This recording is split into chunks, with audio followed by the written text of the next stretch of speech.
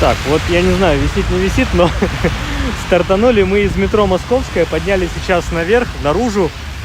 Я очень сильно надеялся, что снег, который должен был по прогнозу закончиться, закончился, но, как мы видим, ничего подобного. Снег у нас не закончился, но буду опять, слушайте, друзья, извините, придется мне вот это вот протирание постоянного объектива производить, дабы мы что-то видели. Но еще раз говорю, мы на Московской площади, пока еще вдалеке от Невского, но мы сейчас здесь походим, сядем на автобус и поедем в сторону Невского. И там уже основные новогодние объекты посетим там. Так, слушайте, я хочу вот. Здесь, наверное, вход. Да, здесь, наверное, вход. Нет, нас здесь не пустят. Здесь никого на входе нет. Ну что ж. Елочка на Московской площади своя. Почти такая же, как на площади Восстания, кстати. Только на Восстание, ну, так, на скидку разиков 2 меньше, но суть такая же. Прям один в один. Да, друзья, привет! Вы на канале Откройте Питер, прогулки по Санкт-Петербургу. Сегодня в очередной раз живая прогулка. Мы на Московской площади. У нас Ленин в лесах. Был когда-то в бегах, но вот сегодня в лесах. На Московской площади своя атмосфера. Оп, извиняюсь, я тут на фоне. Своя атмосфера и свои торжества. Всем жителям, живущим на юге города, здесь на Синей Ветке, в целом можно в центр и не ехать. Можно все это дело осуществить на Московской площади, в районе фонтанов. Тут у нас импровизированные фонтаны, светящиеся. Так, Алексей спрашивает, YouTube без VPN совсем заблочен в России. Как будто бы да. Как будто бы да, но что поделать. Так, нам надо пройти сейчас, преодолеть кордон из рамок. Не знаю, как нам тут сильно будут придираться или нет. Но. Я не знаю, что они там будут от нас хотеть. Предоставить им.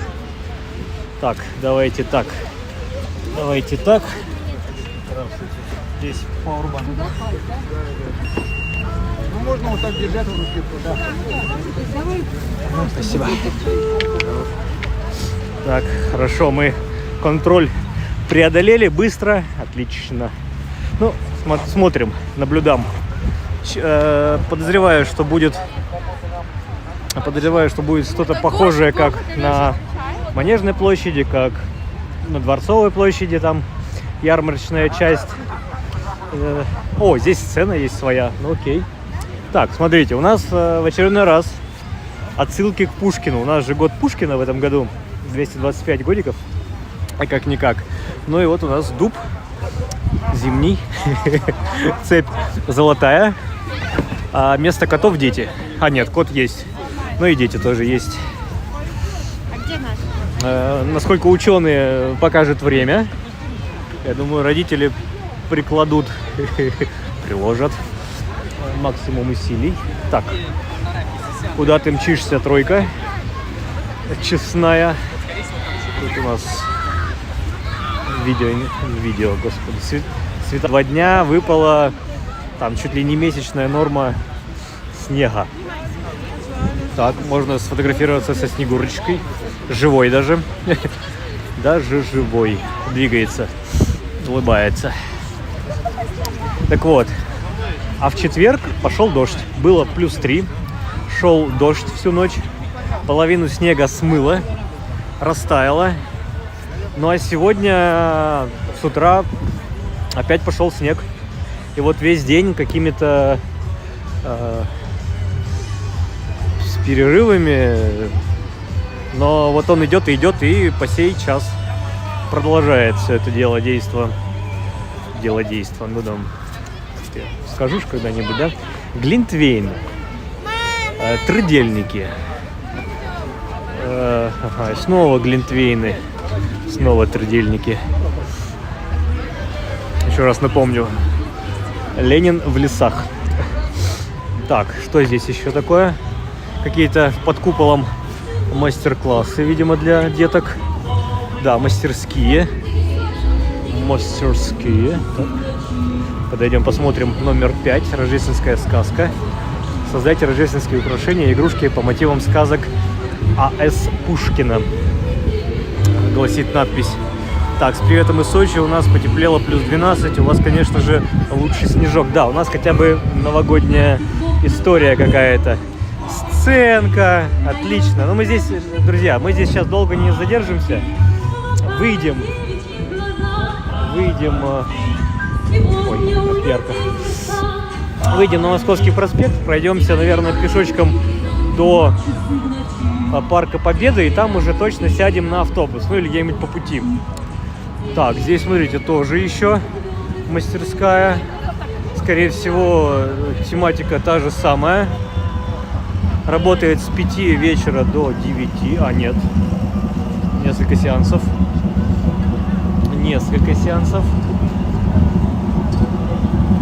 С подогревом. Вот тут шумит грелка. Ну и вот смотрите, сделали кружок по площади.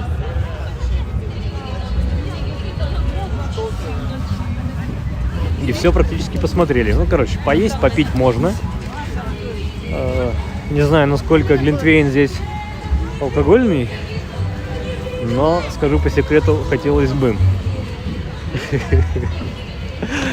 Трудельниками пахнет. Ох, яблоки в карамели тут грызут. Прелестно. По крайней мере. О, в шахматы можно, ну или шашки тут поиграть в виде героев пушкинских сказок. Это шашки скорее. Ну, хотя нет. Нет, это эти шахматы. Так, хорошо. Все, я думаю, на этом все. Где выход, не знаю. Ну, надеюсь, там, где и вход. Там, где и вход. Друзья, опять же, если будет, опять же, снег прям усиливаться, то есть вероятность, что и стрим мы закончим максимально быстро. Интересно, слушайте, классно, елочки вот там подсветили. После этого проходим рамку. Теперь открываем сумочку для осмотра. Это никак. Закон-то как бы хотят соблюдать, а с другой стороны эти нет. Для осмотра, главное. Досмотра они не имеют права проводить. А вот осмотра это с вашего согласия. Если вы не согласны, то можно их отправить в пешее эротическое путешествие. Давайте еще к елочке подойдем поближе. Еще раз. Так. Если будет мутно на экране, это значит, я плохо протираю объектив.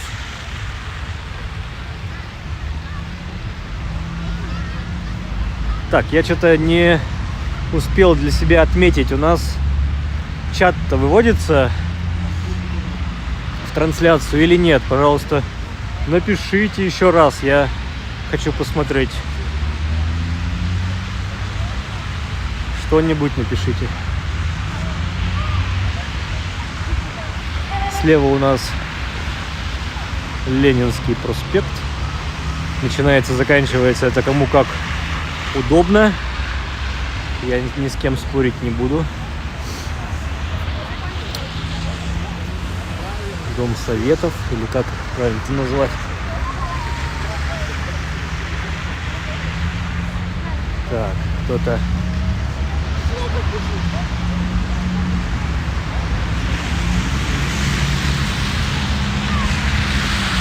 Красиво очень. Так, спасибо, все, чат идет. Хорошечно.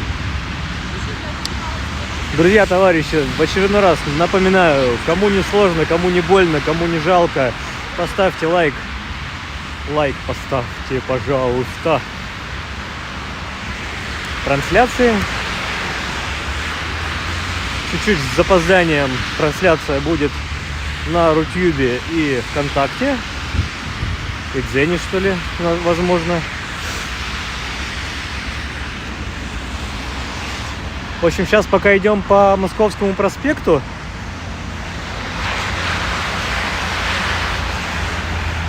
Да, со снежком.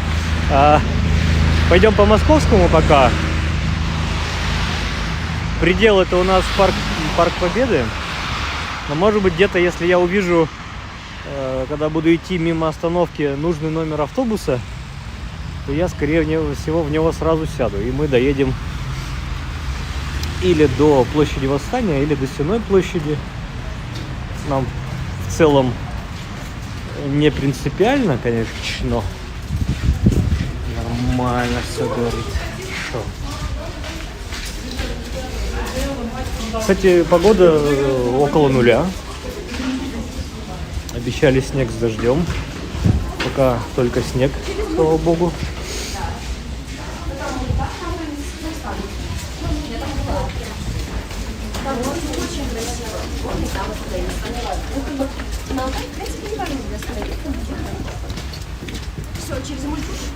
Можно также еще продонатить.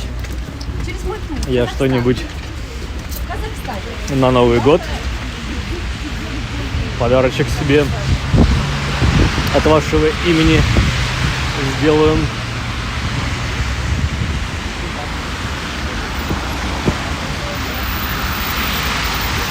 Прелестно, кстати, красиво. Светлый Московский проспект, очень хорошо освещенный. Да и дома вот с подсветочкой мы тут видим. Не такая, какая на Невском, конечно, подсветка, но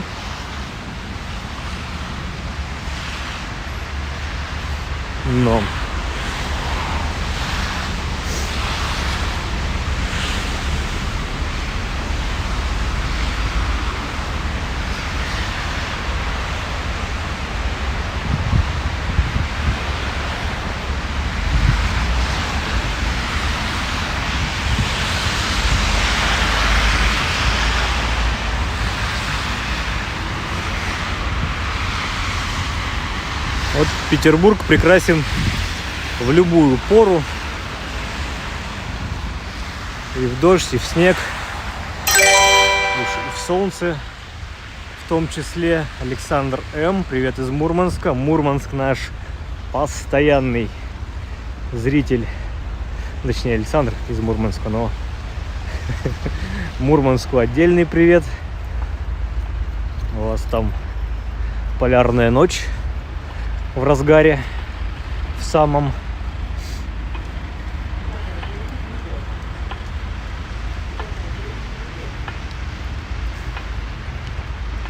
Подвисает каждую минуту. Тут, друзья, я никак ничем посодействовать не могу, ибо по статистике в программе, в которой я стримлю, достаточно хорошая скорость отдачи. То есть у меня в интернет улетает стрим нормально.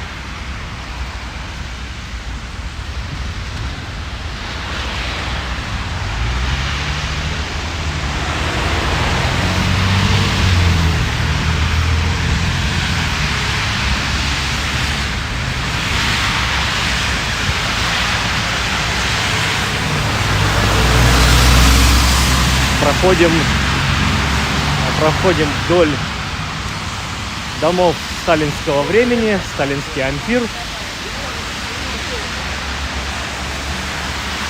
50-е годы, дома. Слева вот там высоченные новые дома, это уже современная постройка. Элитное жилье, дорогущее.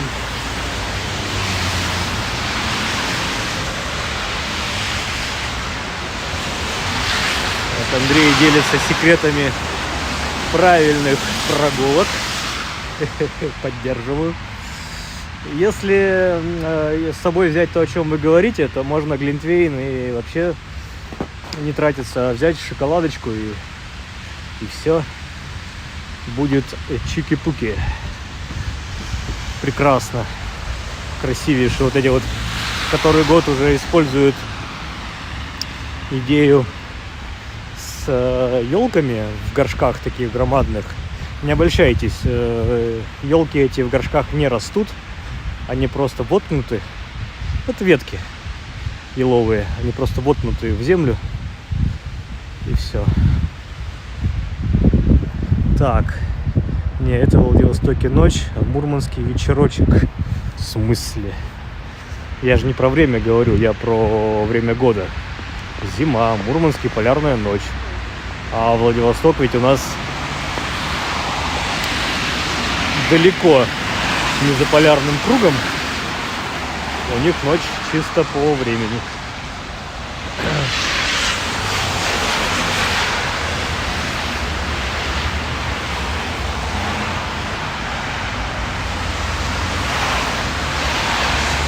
Вот такой эффект лучей будет от фонарей.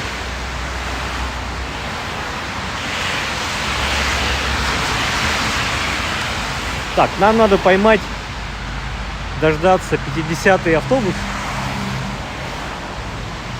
Он у нас вроде до Сенной идет. Ну, как я и сказал, в принципе, нас ничего не ограничивает доехать и до площади Восстания. Хоть на чем.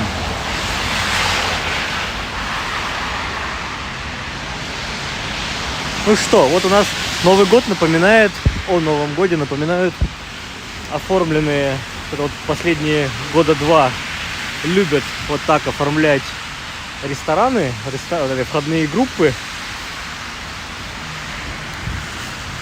Так, что здесь у нас? Гастелло мы прошли, да, ведь уже? Или это и есть Гастелло у нас? Улица Гастелло.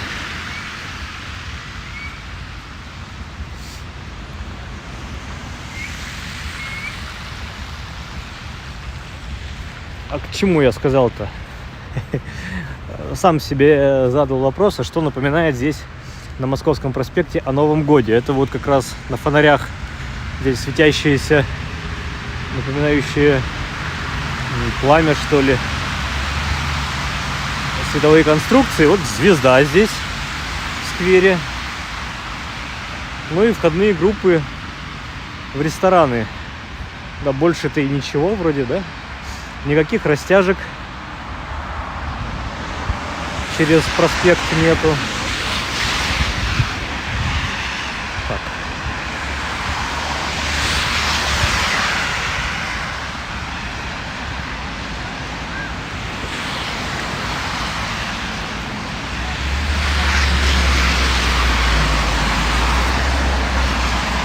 Стоим, значит, на светофоре, пока ждем.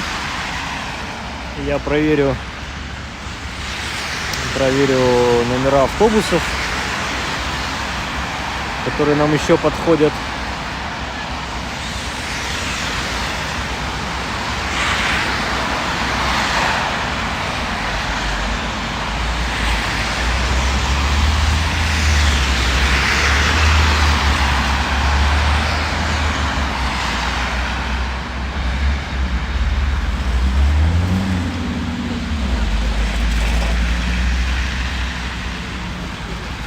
Что-то все карта меня ведет.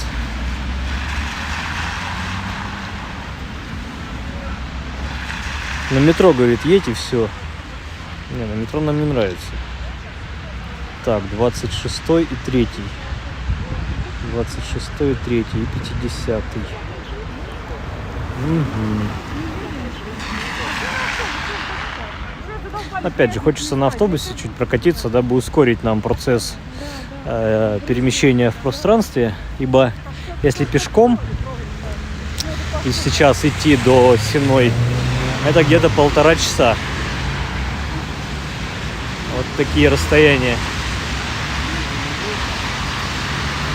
интересные.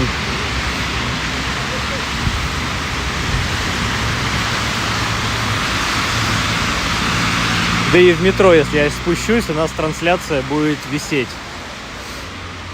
Категорически.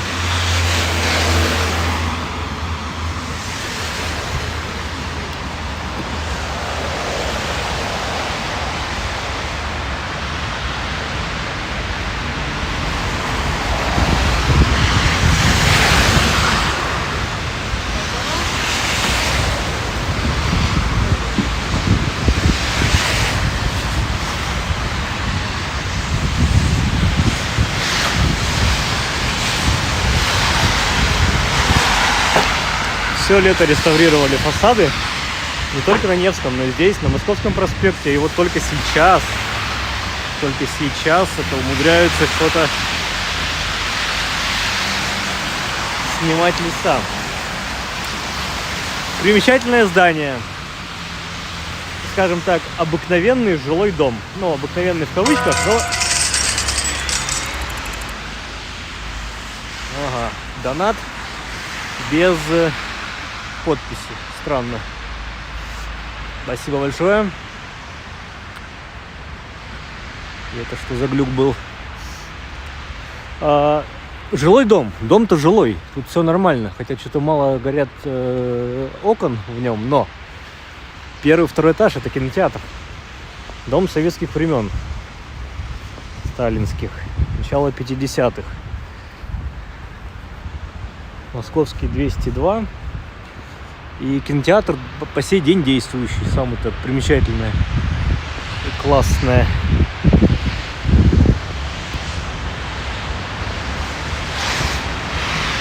Так, интересно, мы прошлонедельный рекорд по онлайну побьем или нет? А чтобы побить, надо ставить лайки. Надо ставить лайки и много-много писать в чате. Тогда YouTube будет думать, ну как думать, считать, что вам действительно нравится, и предлагать эту трансляцию большему количеству зрителей. Они будут заходить, оставаться, и мы тем самым будем бить рекорды.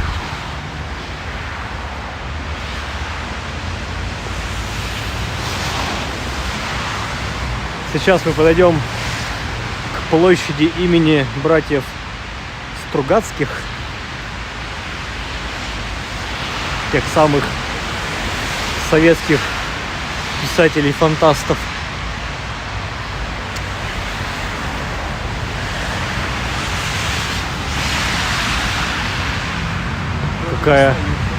Какая милота. Обратите внимание на вывеску над входом. Согреваем сердечко. Не мило ли? Не повод ли зайти?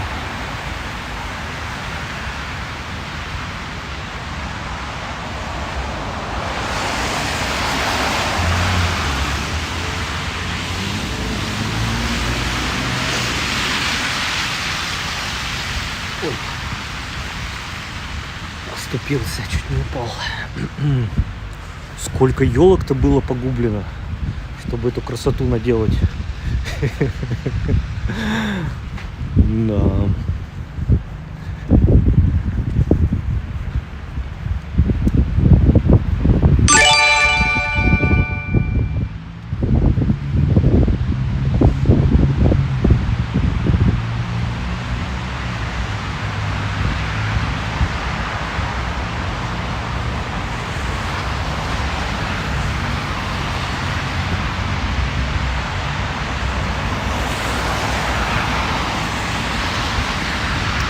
Ничего себе, вот там кто-то на крыше светящийся, видите, гирлянды.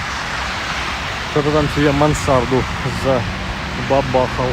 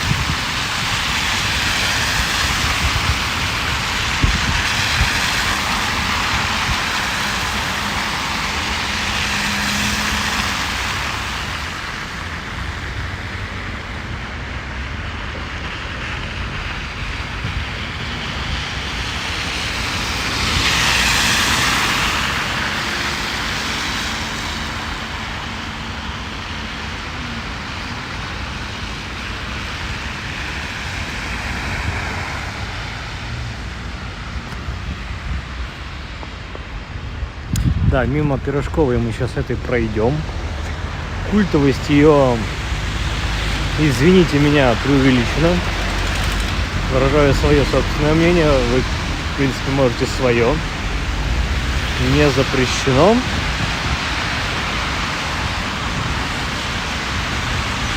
Опять же, она такая небольшая.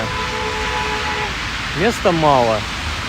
И летом порой бывает очередь с улицы туда, как в той самой пушечной на большой господи, на большой конюшенной.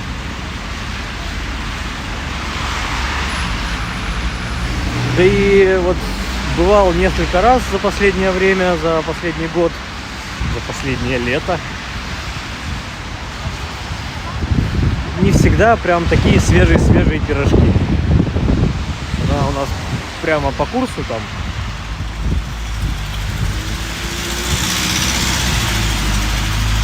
Цены, да, цены далеко не кусаются, но и сказать, что ахи-охи, фиг его знает. Но видал чего картину? Подъезжает такси, останавливается прямо напротив. Выходит пара пенсионеров и направляются прямо в эту булочную. То есть люди в булочную на такси теперь ездят. Вот времена.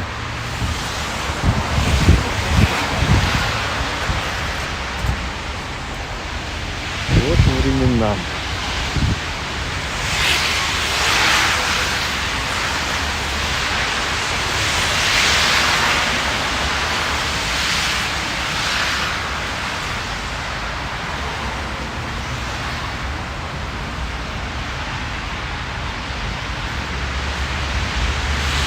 Не знаю, насколько нам повезет все-таки с автобусом.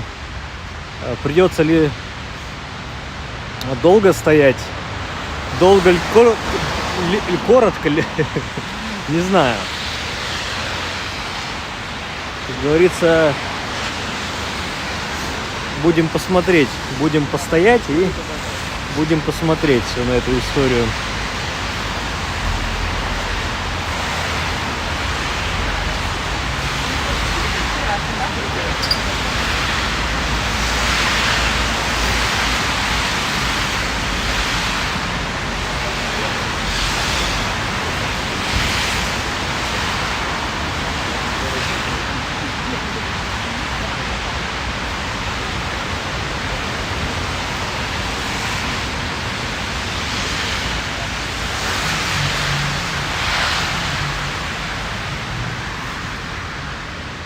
Ну да, вот. А что, я прошел, да?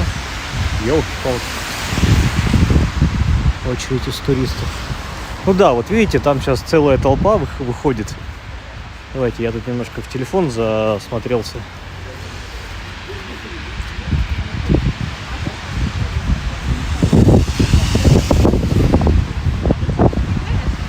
Вот у нас вход в ту самую Пирожковую. Культовую, легендарную. Давайте, что, зайти? Давайте зайду. Потому что только что группа ребят вышла. Надеюсь, тут сильно не запотеет. Ну вот, как есть. Долго стоять не буду. Пахнет, знаете, чебуреками. Прям вот мясо в тесте.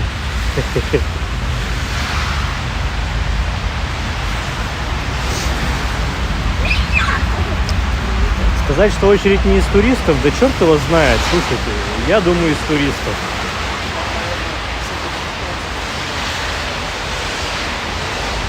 Потому что так или иначе все читают какие-то путеводители, какие-то подсказки для себя выискивают и потом намереваются в эти все места попасть.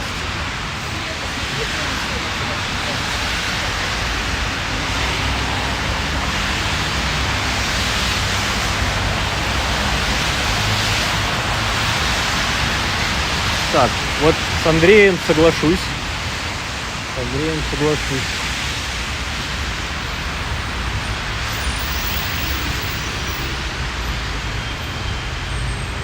Так, а что-то я автобусы-то смотрю, а трамваи не посмотрел. А трамвай-то как у нас идет до Кудова.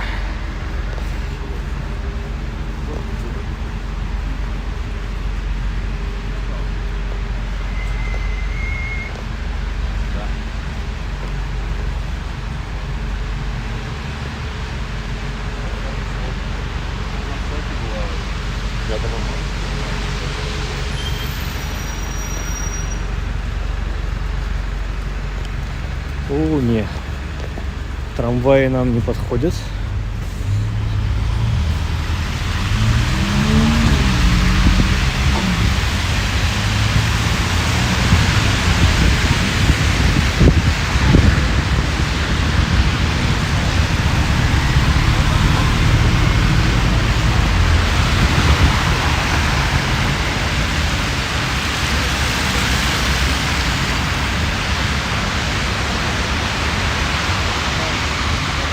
Бессмертные люди.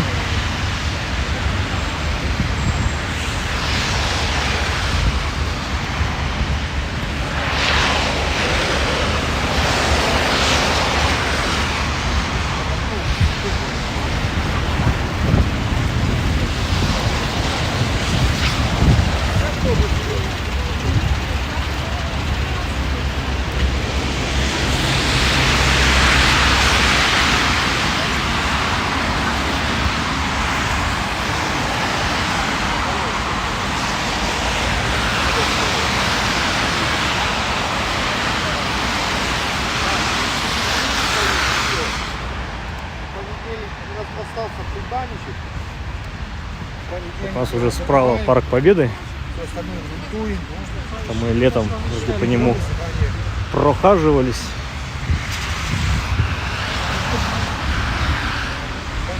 Впереди у нас уже станция метро. Точнее, она чуть правее, а здесь переход подземный под Московским проспектом. И тут же где-то остановочка.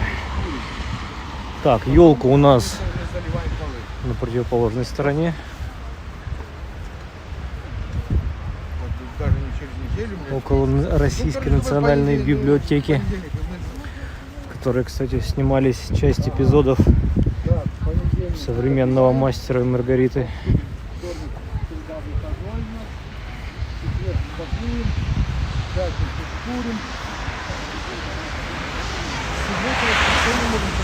Так, кому-то очень нравится Петербург.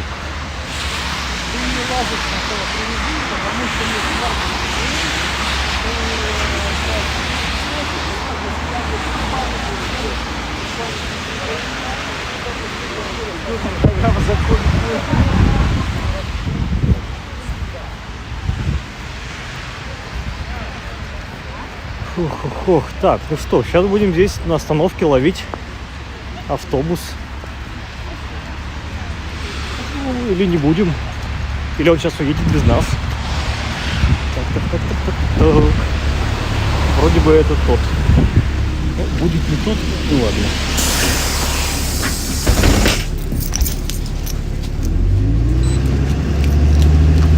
Так, друзья. Придется мне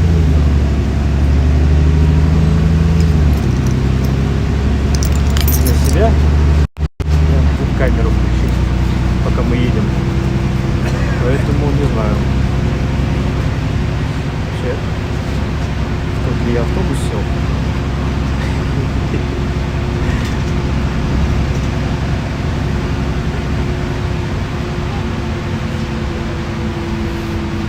Поэтому будем пока смотреть на меня, и в принципе могу поотвечать на вопросы.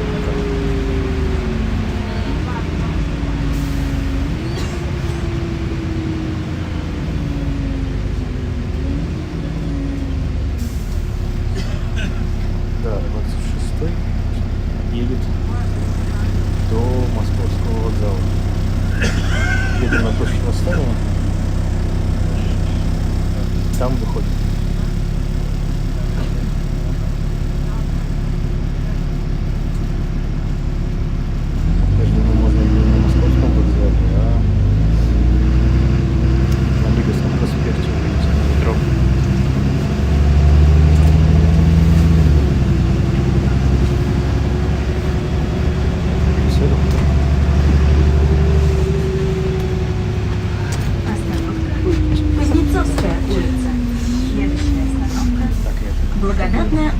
сильно не Университет слушайте. МЧС.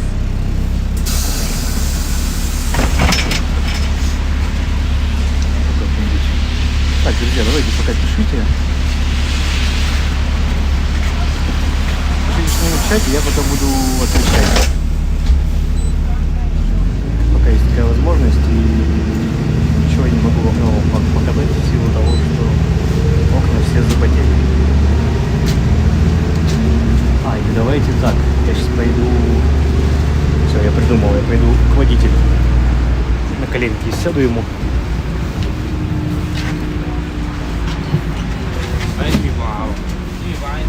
Вот это я чуть правда к водителю не улетел.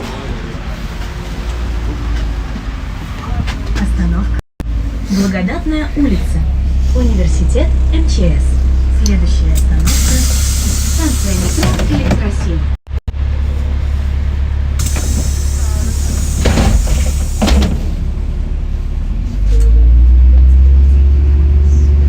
Да, Александр говорит нам, что у новой СКА-арены, кстати, сейчас хоккейный клуб СКА чуть ли не окончательно вроде как переехал на СКА-арену. Последние все игры перед Новым годом и после Нового года будут уже на СКА-арене, хотя изначально они были в Ледомово, на Большевике. Да, там общественное пространство, когда мы ходили на выставку «Моя Россия», я через тот парк проходил. Кому интересно, можно найти то видео и посмотреть.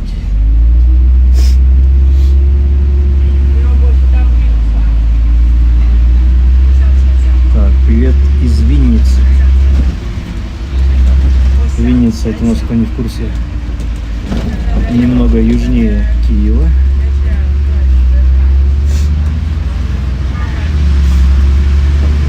Юго-западнее.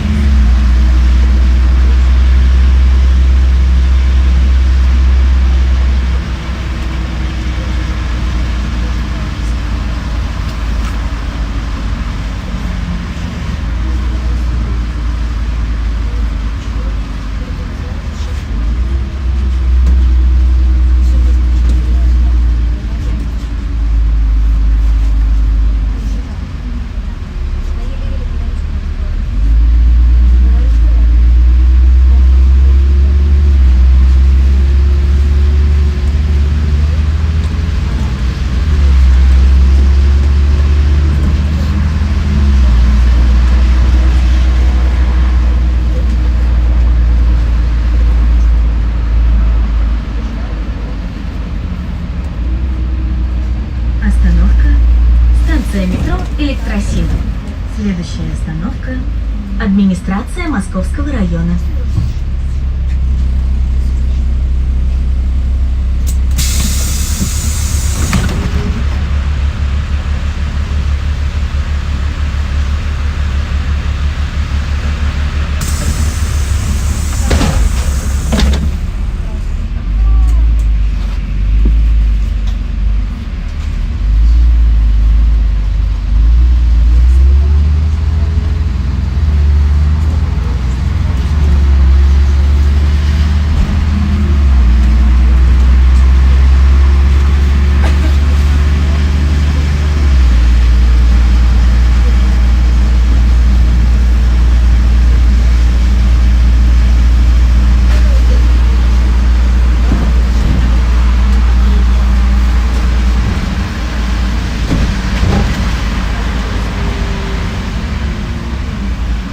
Остановка.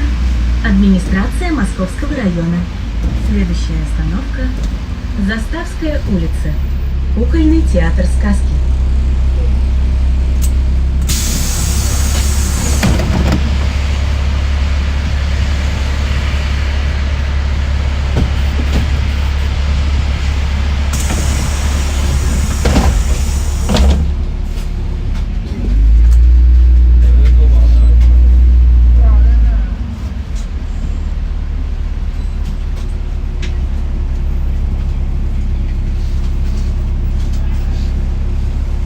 Пока в автобусе сильно кричать не могу.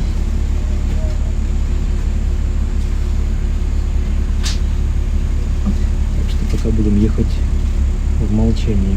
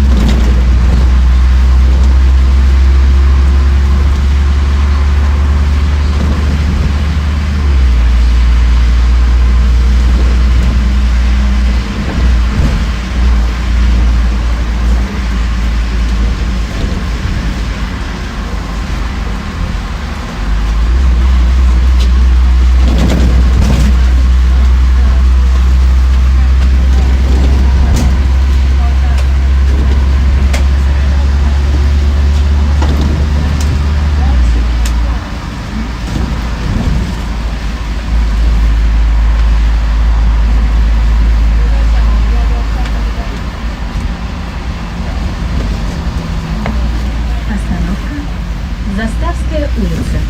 Кукольный театр сказки. Следующая остановка. Станция метро Московские ворота.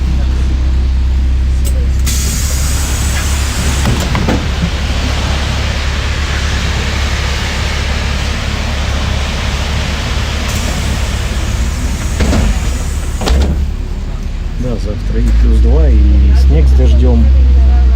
Все прелести петербургской зимы. Подъезжаем к Московским воротам.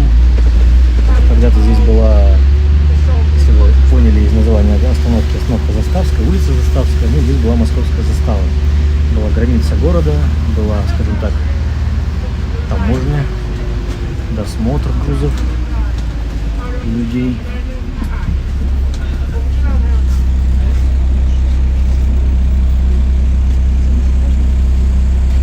Московские ворота может показаться сделаны из камня, но нет, они из чугуния, ну, в общем, металлические.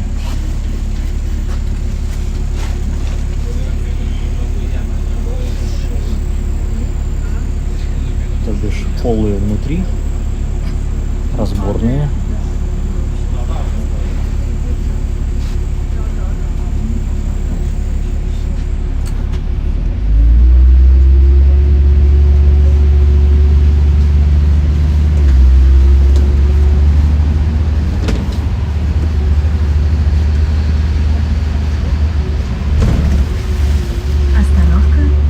Станция метро Московские ворота.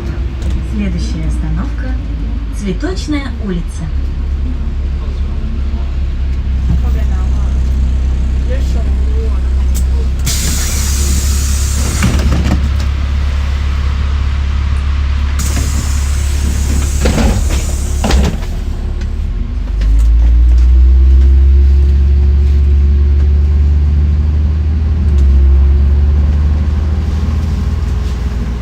Всем попутчикам в стриме привет из Берлина.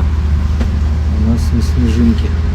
Так, здесь мы на Московских воротах поворачиваем направо с Московского проспекта. Ну и по этому месту когда-то был Лиговский канал. Можно сказать, что мы буквально летим над асфальтом, над водой.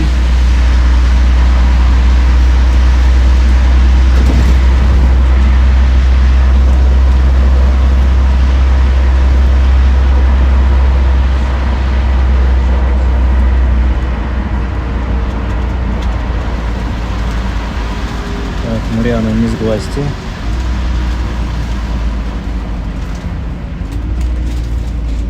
Ну, проехаться на автобусе — это у нас такая необходимость, ибо расстояния большие.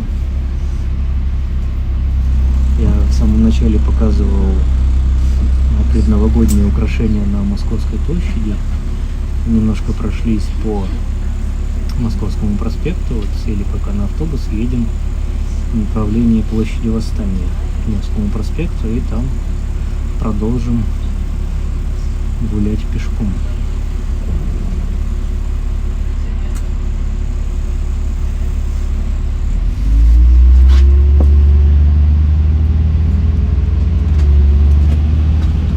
Остановка Цветочная улица. Следующая остановка – Лиговский проспект, дом 283.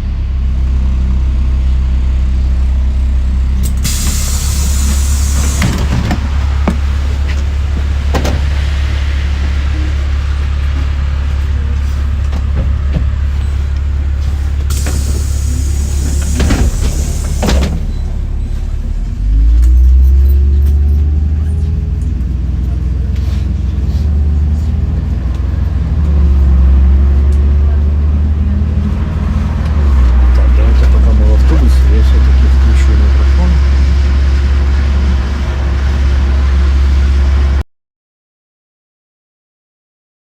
Микрофон, чтобы мне как-то говорить было комфортнее и не надрываться.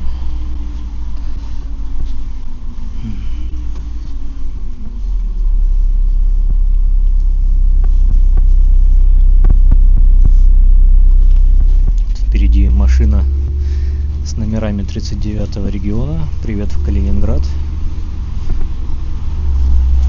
Каким-то чудом здесь оказались.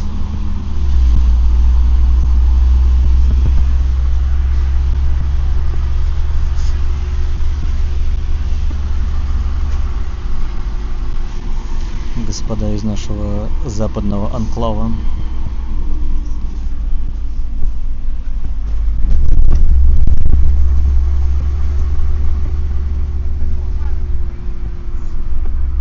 Остановка – Лиговский проспект, дом 283. Следующая остановка – Тосина улица.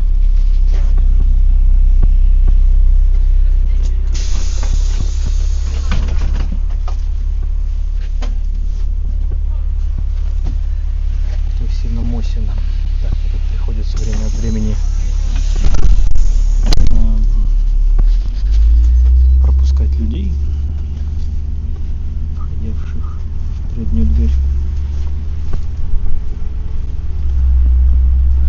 Лучше слышно стало, но в автобусе, да, в автобусе это лучше. В замкнутом пространстве меньше эха, шумов. Выйду на улицу, оп, да, конечно. Вы меня простите. Ой.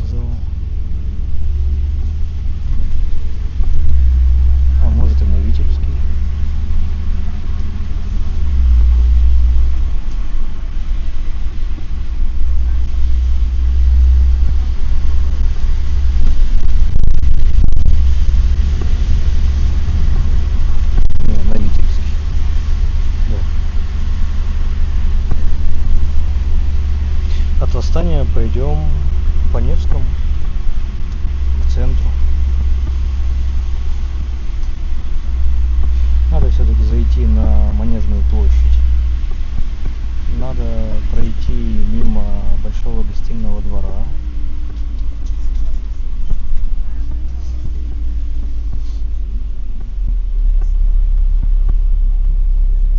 Возможно, надо цирк.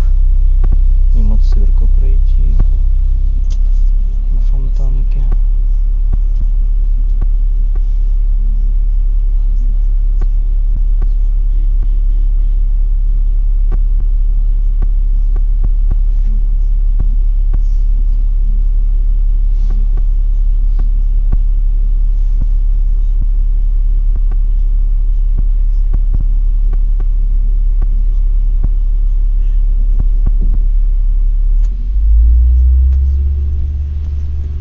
Остановка Тосина улица. Следующая остановка Расстанная улица.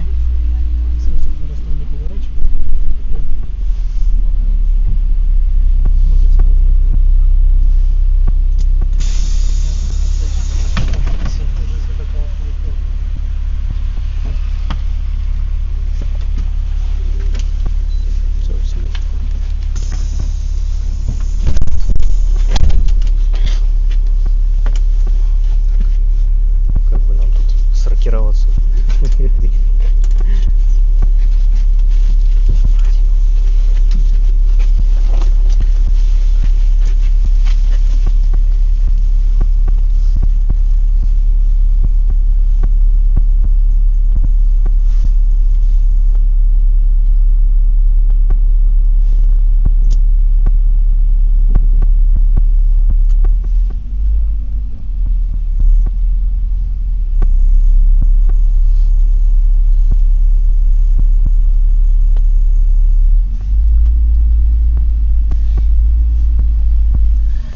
По идее, когда-то, когда Лиговский канал засыпали,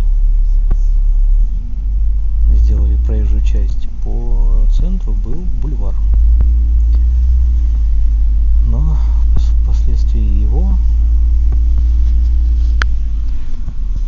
срубили и сделали выделенную полосу для маршрутных транспортных средств.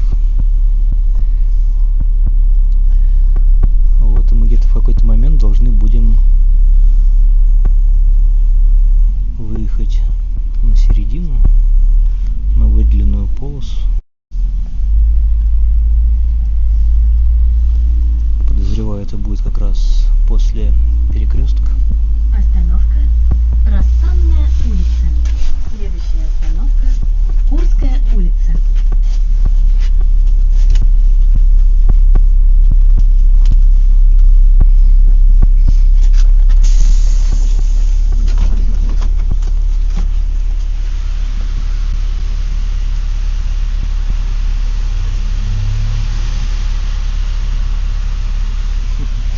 Надо гулять пешком в галерею, нет.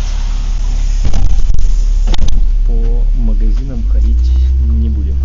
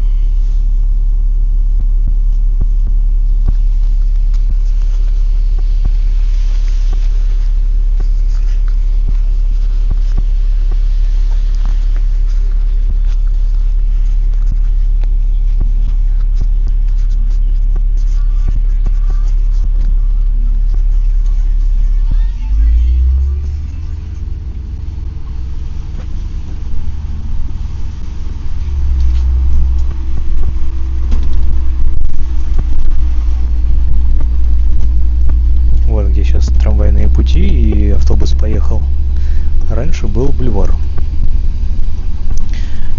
Еще в начале 2000-х. Но в связи с тем, что Лиговский проспект очень транспортно нагруженная артерия в городе, было принято решение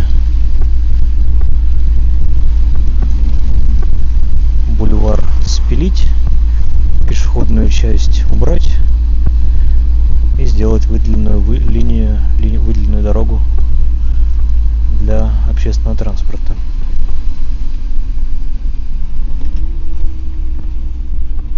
Ну, мимо галереи давайте пройдем. Я тогда на Лиговском проспекте у метро выйду. У метро Лиговский проспект. Остановка Курская улица. Следующая остановка станция метро Обводный канал.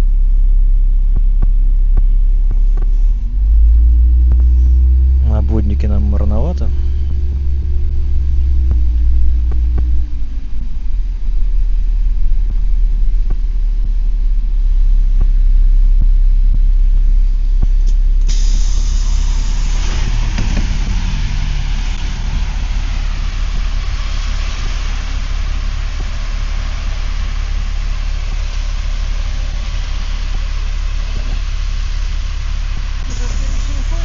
Нет, пожалуйста, проходите.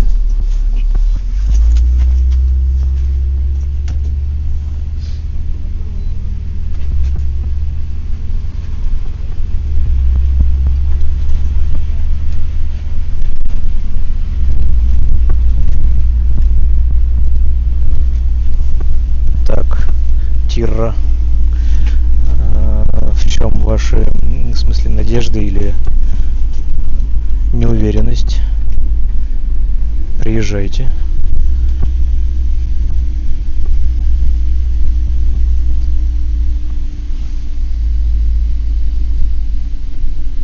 Остановка станция метро Обводный канал. Следующая остановка станция метро Лиговский проспект.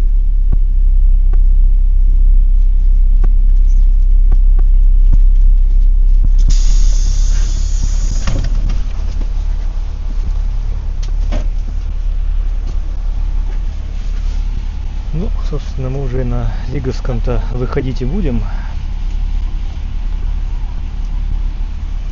Тогда, кстати, смотрите, пышечная на обводном. Это в поддержку того, что ни одной большой конюшенной надо ограничиваться.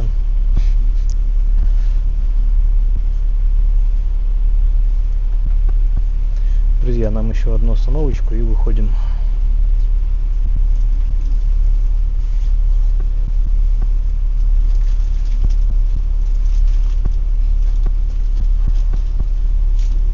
Так, здесь такой перекресток из наглых водителей, водятлов, которые нам перегородили дорогу напрочь. Как раз вот КамАЗ тут торчит.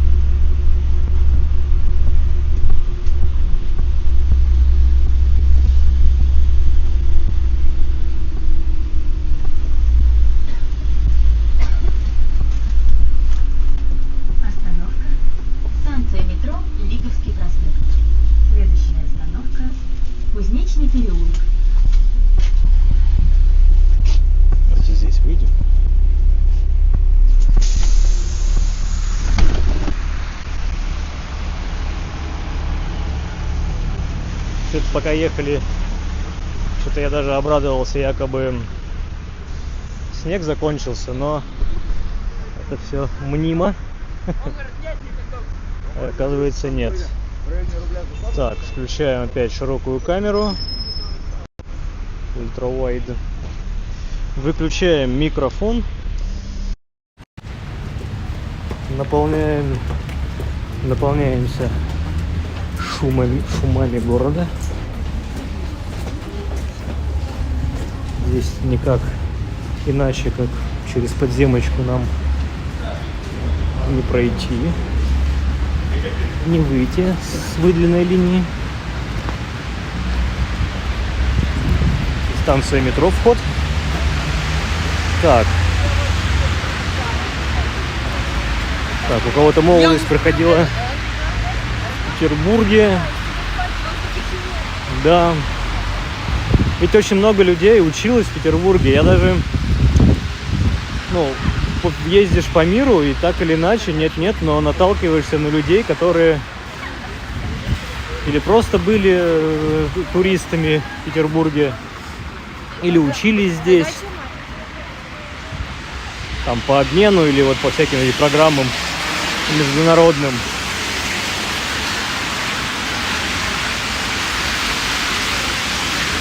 И порой прям, не веришь, что да как так-то? Не может такого быть.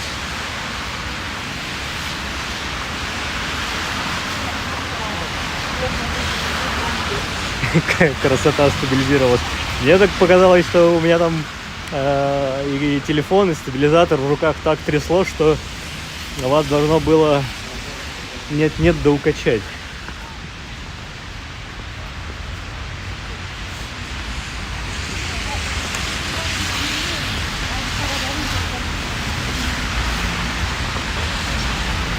Так, кстати, мы проходим мимо здания, в котором нынче находится лофт-проект «Этажи», а в советское время здесь был хлебный завод.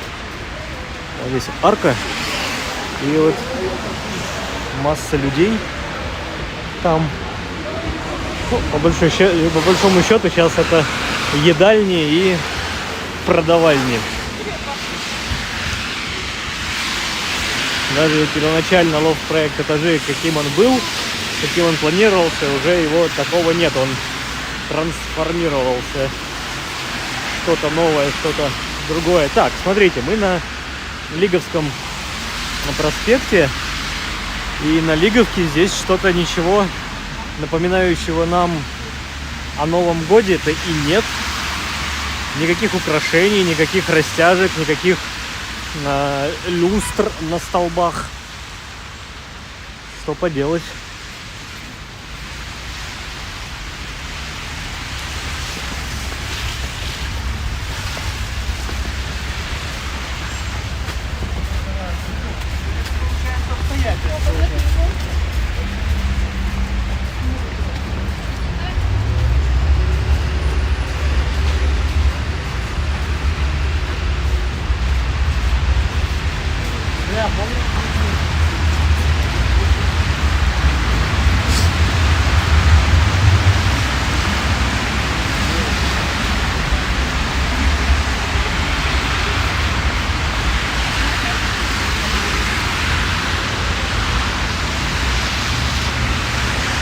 Здесь тоже свой парк с чудесным чугуниевым забором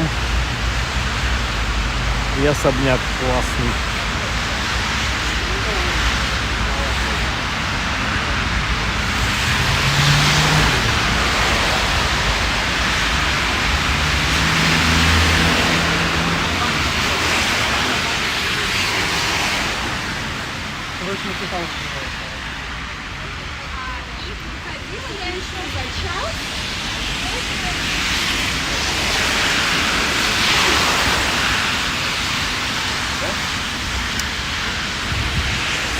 Еще сейчас мы, наверное, перейдем дорогу. Перейдем дорогу, да. Вот в районе Кузнечного переулка перейдем.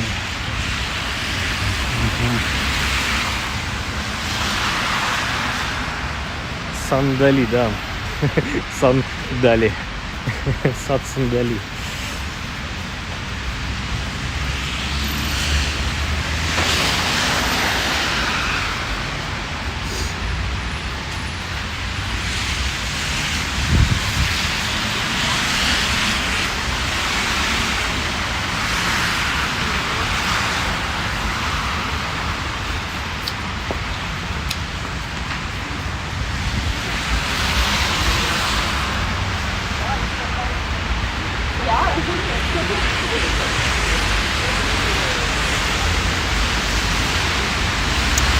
Да, для кого-то Питер холодный, но, как говорится, все познается в сравнении. Поэтому кто-то этот тезис может и оспорить, конечно, но я любому мнению рад.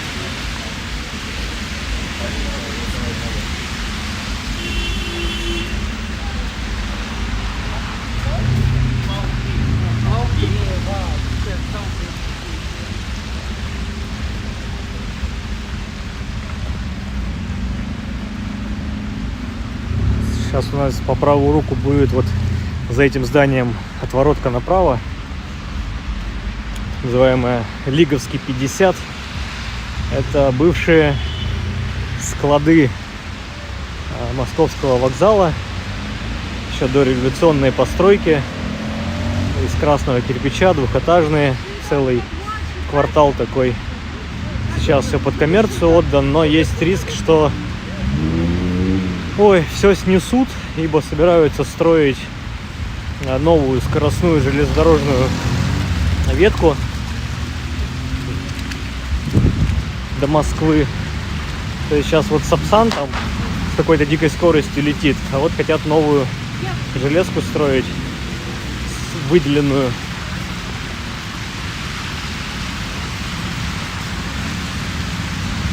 Соответственно, вокзал будет отдельно или как-то переносить электрички с Московского вокзала куда-то будут, но будет подчищать все. Изначально-то территория, кстати, где галерея построена, вот мы будем проходить, справа, по правую руку будет торговый центр, галерея. Он вроде как изначально-то эта территория предполагалась, что под Сапсан будет, но, видите, кто-то пролоббировал чьи-то интересы, кто-то захотел заработать. Так как бы я в Сан-Гали заверну, если мы его уже прошли?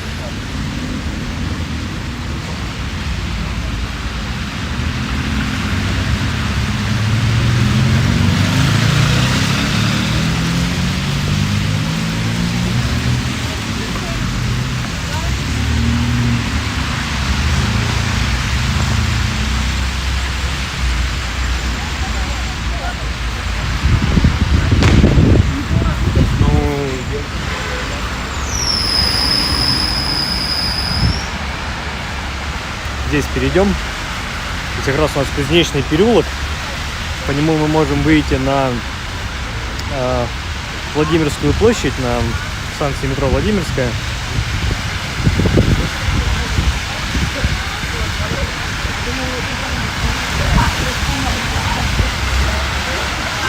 Да, Андрей, Сан-Гали мы уже прошли. Я сегодня вижу только один донат почему-то.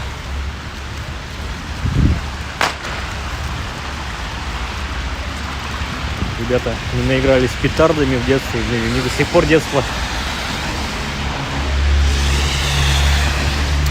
Вот здесь у нас как раз заканчивается выделенная линия, и дальше опять продолжается.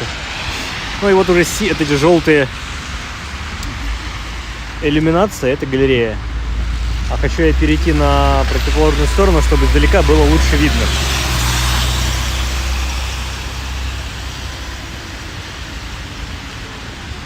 Так, давайте побежим уже, куда мы не успеем далее.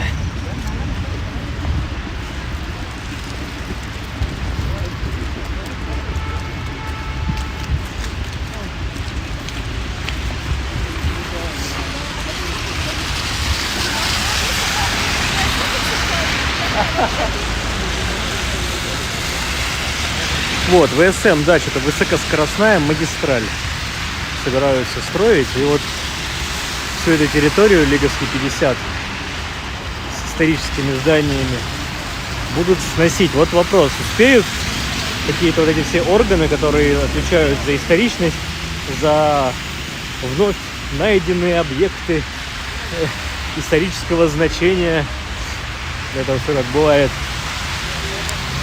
вето наложить, и опять будут передумывать, переделывать.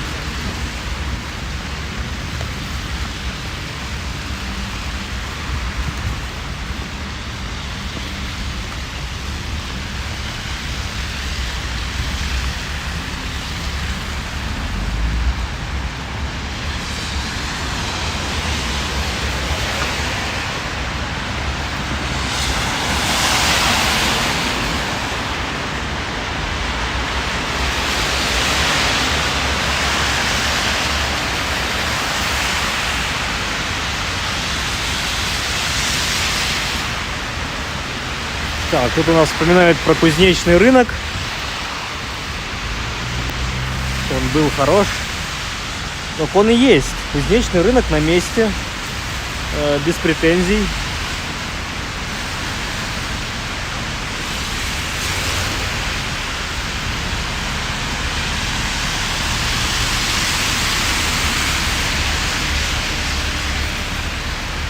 Так, я тут пытаюсь пауэрбанк подцепить.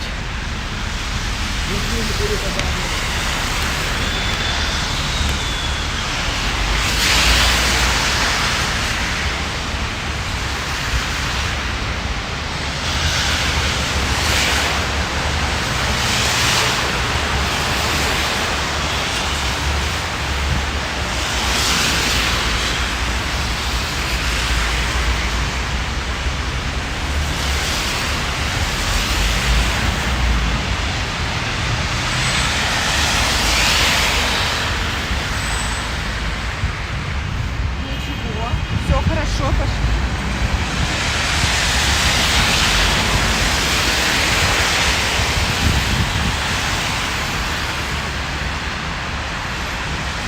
Ой, опять только сейчас вспомнил, что хотел включить часы на трекинг и не включил. Перейдем.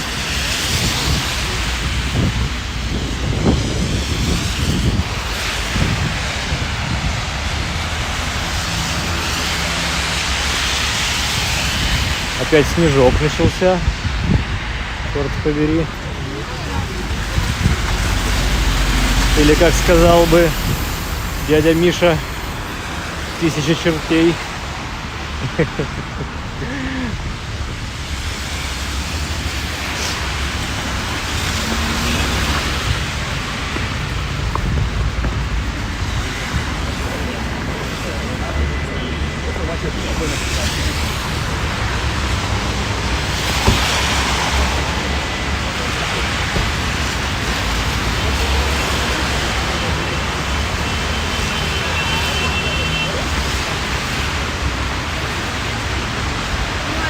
Ну и вот что мы видим. Центральный фасад галереи. Так она все вот вдоль Лиговского проспекта у нас тянется. Ну, кому было интересно, какова она, вот такова. Пожалуйста. Подходим уже к площади Восстания. Сразу же сворачиваем налево на Невский. Ну и пойдем прямо по Невскому сперва до Фонтанки. Потом, я думаю, вдоль Фонтаночки пройдем до цирка.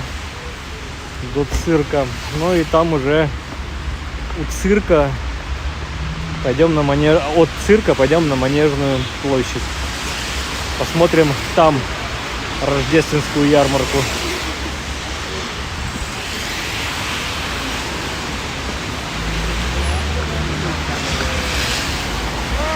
Людей, конечно, тьма. Что-то здесь на остановке. Здесь зебра, здесь переход.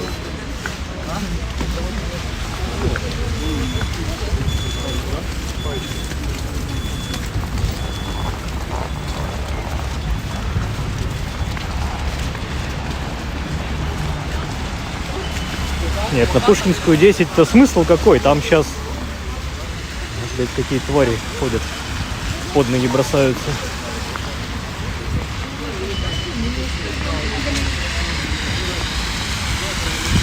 Пушкинская 10 интересно, но туда надо идти в светлое время. Там, конечно, есть что подсказать, есть что посмотреть. Но в целом фиш-фабрик работает по определенным дням, определенные мероприятия. А так-то что? Ну, тема отдельная.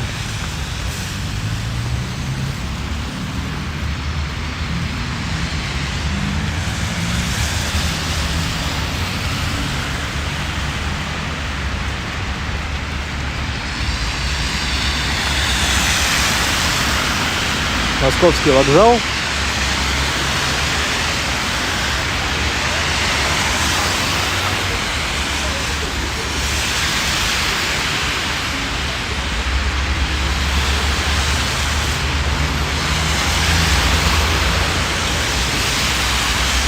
Дружочки-пирожочки, прошу, напоминаю, по возможности, если сложно или нет. Тут товарищ как-то велосипедиста цепанул. Договариваются. Вот, чего я говорил. Друзья, про донат напомню. Не буду напоминать, никто не будет вспоминать. Если есть возможность и желание поддержать меня, мой канал, все деньги, полученные от вас, пойдут на развитие канала. Я или улучшаю технику, или как минимум хотя бы горячий кофеек себе покупаю на сугрев.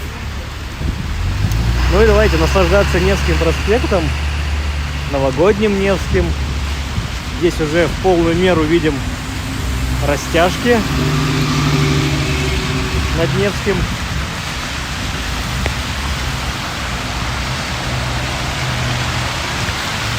Так, протираю камеру.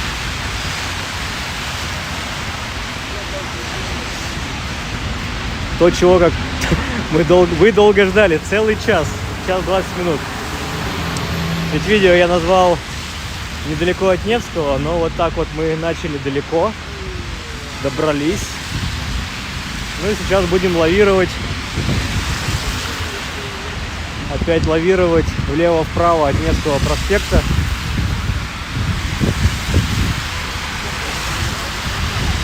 Так, вами горячо любимого и обожаемого. Ведь все туристы в Петербурге, они все всегда на Невском. Так, всех с Holidays Everyone тут поздравляют.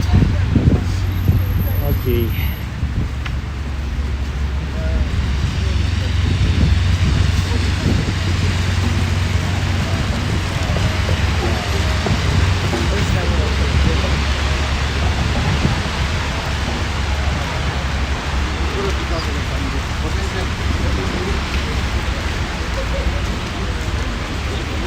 Так, сейчас мы дойдем до Маяковской. И я думаю, на Маяковской перейдем дорогу. Вот мне это или кажется, или действительно там по той стороне меньше людей идет. Как будто бы.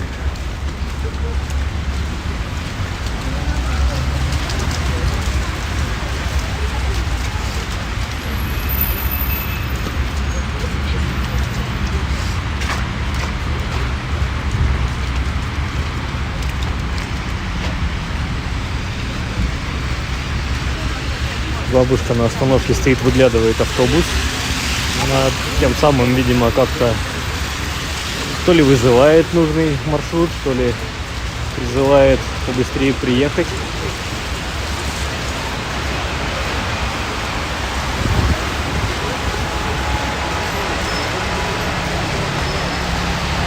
В смысле, когда следующий выпуск по магазинам? У меня ни одного выпуска по магазинам не было.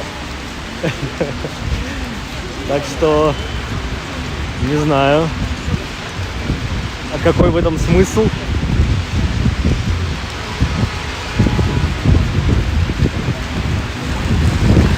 Расскажите мне, и, возможно, организуемся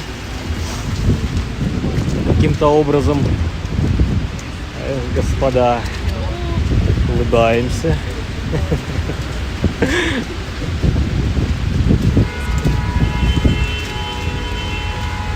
Дамочка в машине на меня как будто недобро посмотрела, хотя сама какого-то черта стоит на зебре,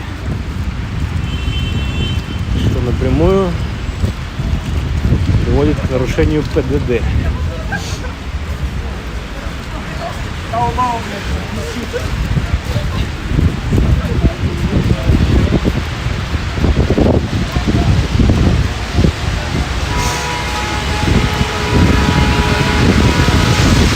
Воу, не-не-не.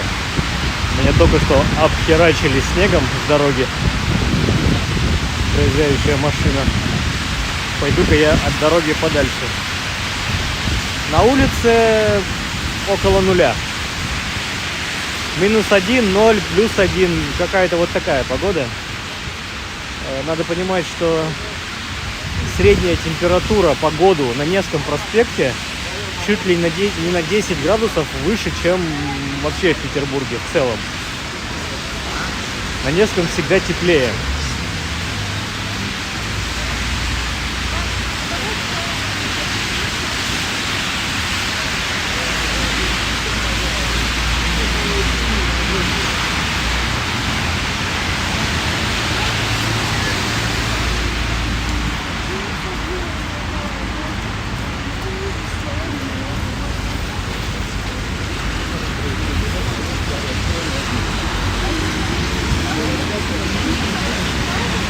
Направо уходит улица Маяковского. Мы двигаемся дальше по Невскому. В этом здании у нас кинотеатр художественный. На Невском проспекте в свое время... Ой, я могу что-то путать. Если Юрий у нас на трансляции сейчас в прямом эфире подскажет точнее, мне помнится, что ли 4 кинотеатра, но я что-то хочу сказать, что 5 кинотеатров на Невском проспекте. Не все из них сейчас действующие, но художественный один из них, который работает. Вот я не помню, Аврора сейчас у нас работает или нет. Так, Александр еще задонатил, спасибо. Так, тут у нас почему-то эти не выходят.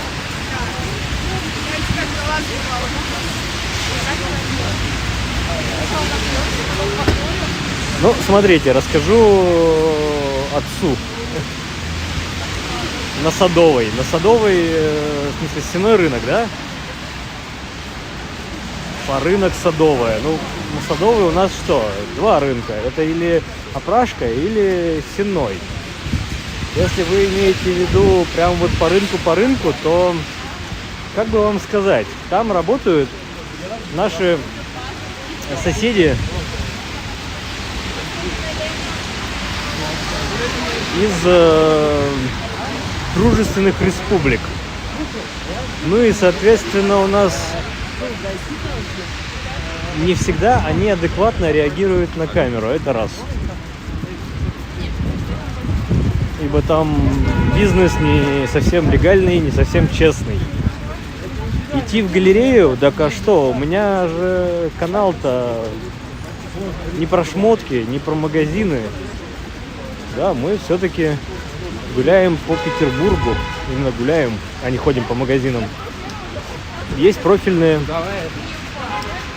каналы, девочки, которые обозревают отделы, шмотки, и прочее. Так что нет, это не про меня. Может, здесь? Смотри.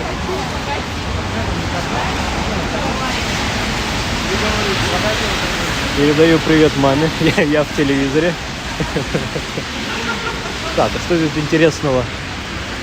Какой-то дворик. Чисто сейчас заглянем, посмотреть. Наверное, ничего особенного. Один из двориков, по которым мы гуляли уже летом. Ну да. Вот эти все проходные дворы на Невском проспекте. Мы сюда летом захаживали. Вернемся на Невский, пойдем дальше.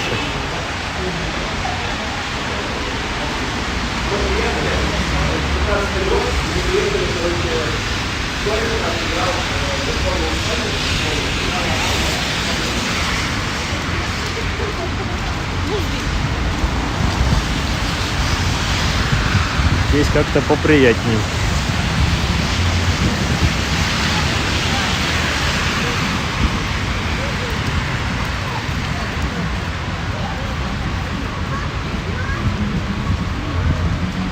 Мы с тобой на Веске.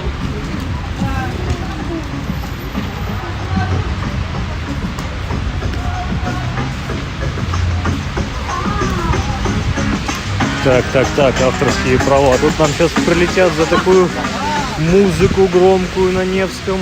Это опасненько. Нам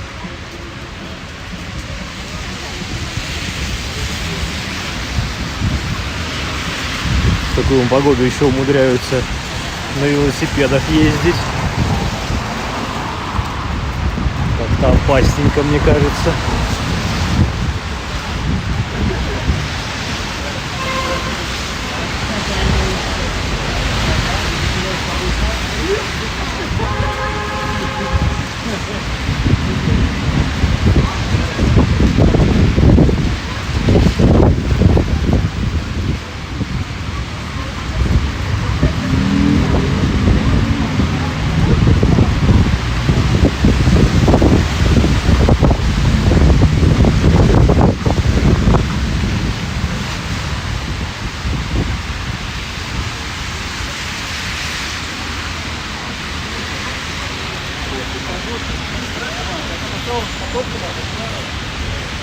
Так вам нравится на мой канал, так как мы гуляем по Петербургу.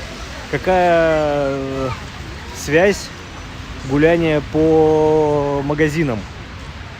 Объясните. Что за манипуляции нелепые? Так, Андрей говорит, Аврора работает. Ну, Аврора, да, а что не работает-то? Музей, как музей, музеи работают. Ничего критичного, ничего страшного.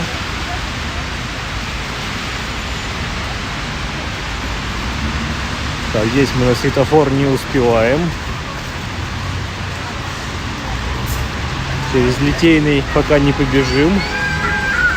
Я думаю, постоим здесь, на перекрестке.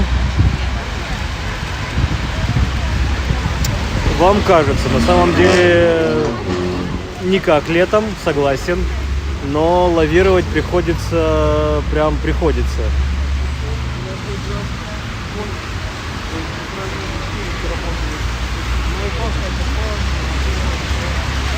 Так, не знаю, почему за гейм-овер. Семен, объясните.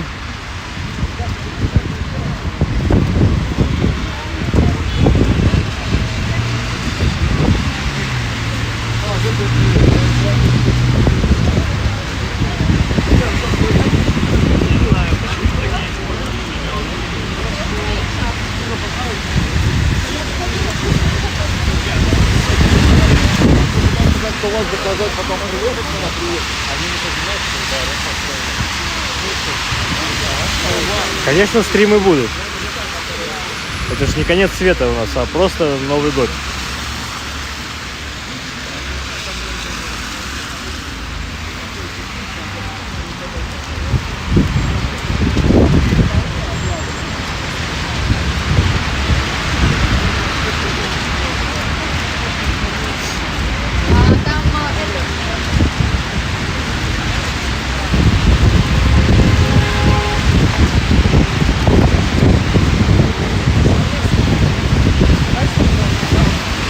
Дедушка в пакете с венником идет. Видимо, в баню собирается на Новый год.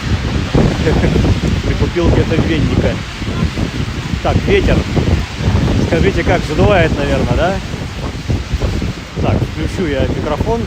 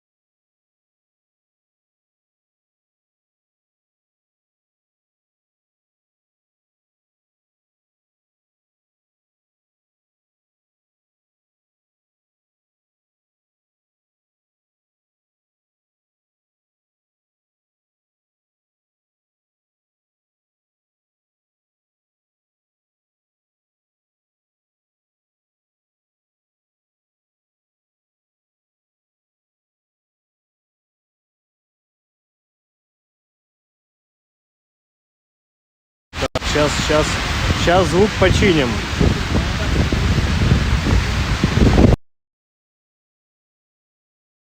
Раз, проверка связи. Раз, два. Слышно, нет?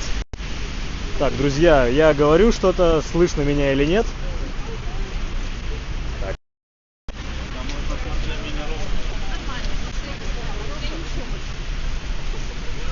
Так, тогда ждем 31 декабря еще. Так я что-то не понимаю, вы после Нового года говорите, а тут уже 31 декабря что-то всплыло. Как так-то?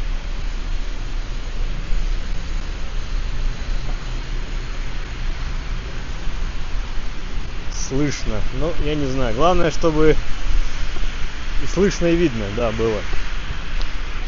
Сейчас мы здесь у... Как там правильно, нам с ударением-то еще побороться. Все же говорят Аничков мост, да, а он Аничков мост.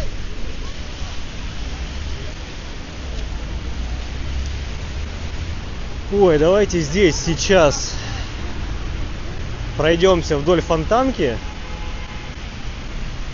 Чуть-чуть. До следующего моста дойдем. Опять звука нету. Да что такое?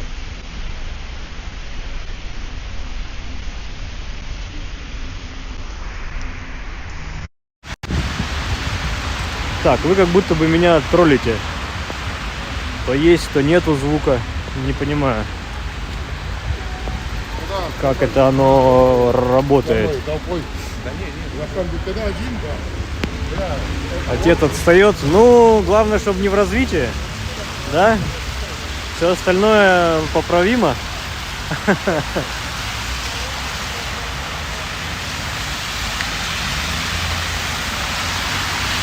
Все есть. Да блин, я просто хочу включить. Хочу включить микрофон внешний, чтобы вот эти шумы и ветры города не мешали нам. Вот классно, когда балконы украшают, на балконы елочки выставляют. Это здорово получается.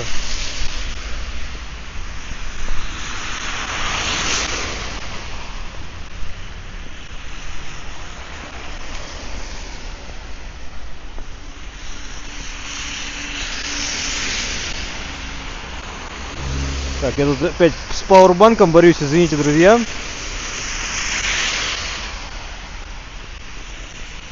Надо его чуть-чуть подогреть. Так, отец у нас бухой. Ну, как говорится, все мамы хороши, все папы терпимы. Ой, там забавно, что у нас... Сейчас подойдем ближе. Фонтанка вроде бы замерзла, но вот там участок открытой воды почему-то. Там что-то тепленькое, видимо, попадает. И там блокадная прорубь была.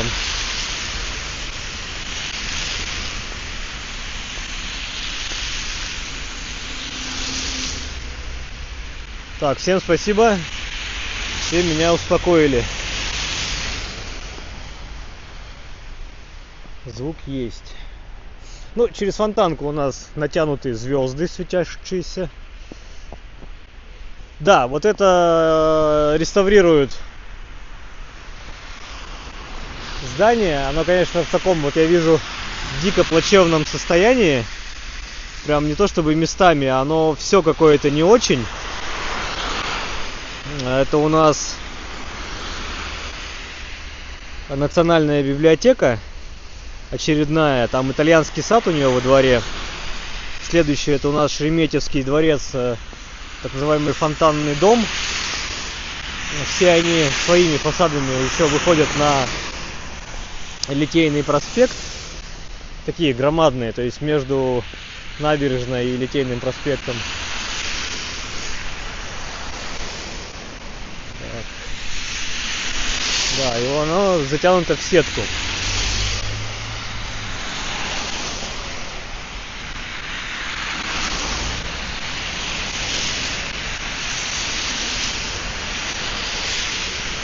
Вот вы, отец, совсем не жалеете автора. Вы считаете, у автора нет семьи, у автора нет с кем встретить Новый год. Автор должен бросить своих близких, самых близких, и ходить по Петербургу. Да? Я правильно вас понимаю, отец?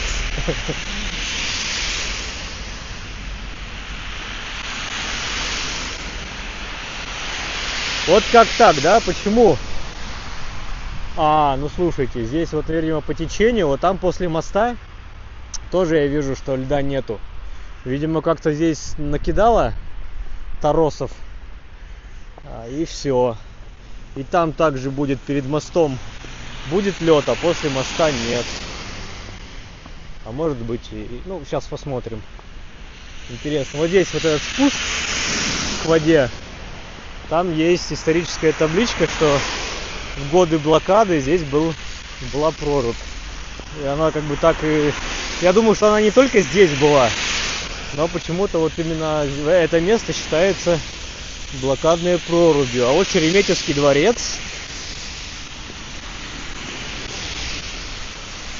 Фонтанный дом. Именно здесь когда-то Анна Ахматова снимала, по-моему, снимала комнату.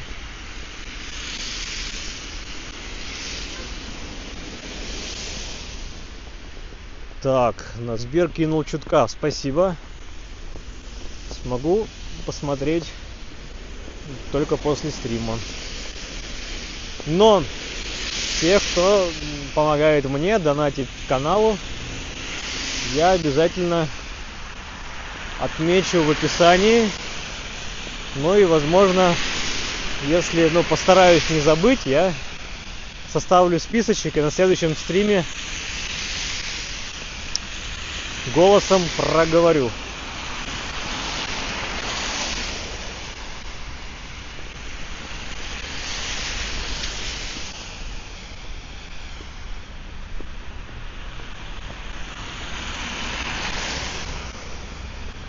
Прикольно так, вы, наверное, не слышите, но я ощущаю, как под ногами скрипит снег мокрый, и он прямо вот со скрипом таким. Сейчас я...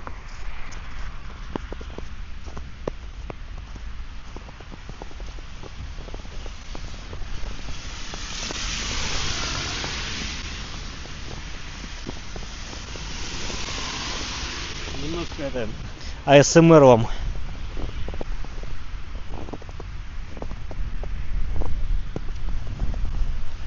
Ой, не знаю, как это получилось. Так, Виталий, приветствую. К Атлантам дойдем ли? А давайте дойдем.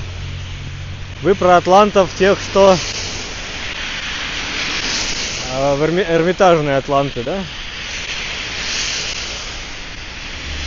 Давайте дойдем, давайте.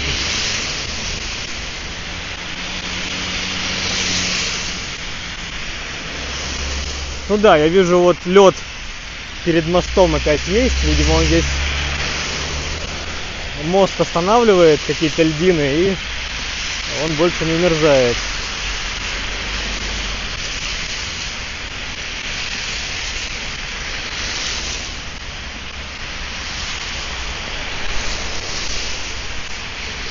Привет слякотному Питеру из снежного ЕКБ. Ну, у нас такой полу пока слякотный. Какой-то у нас полупокер.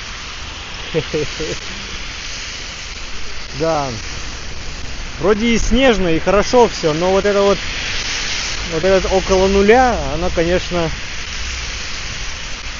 дает этот негативный шлейф, вот так вот это назову. Все-таки. Еще одна елочка у нас у цирка на Фонтанке.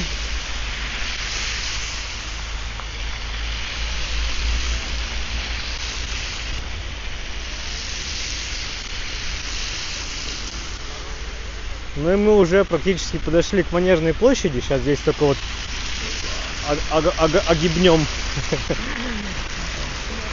этот дом. И буквально 100-200 метров окажемся на Манежной площади.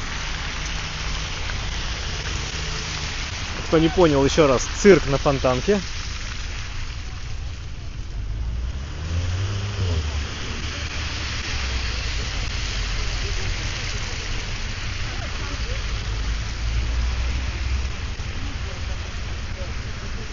Прелестные украшения у очередного ресторана. Вот этот Новый год, так Новый год. Все вы так.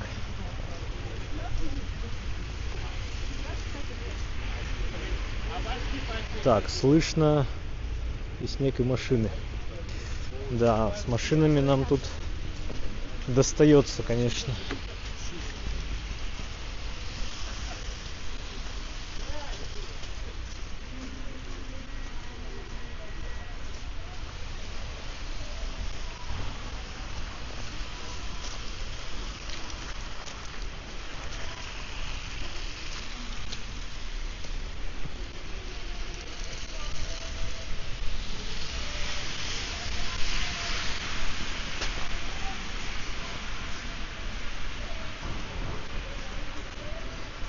Еще же такая опасность, сейчас вдоль домов ходить опасненько. Может в любой момент что-нибудь прилететь с крыши. Например, сосуля.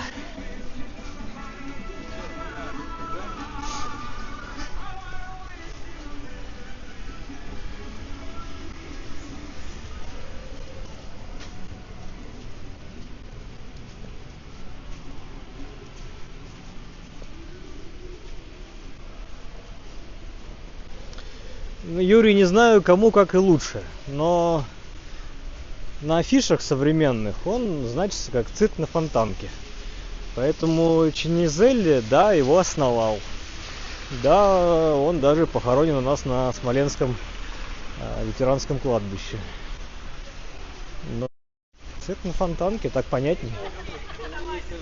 Если вы за какую-то историческую справедливость, но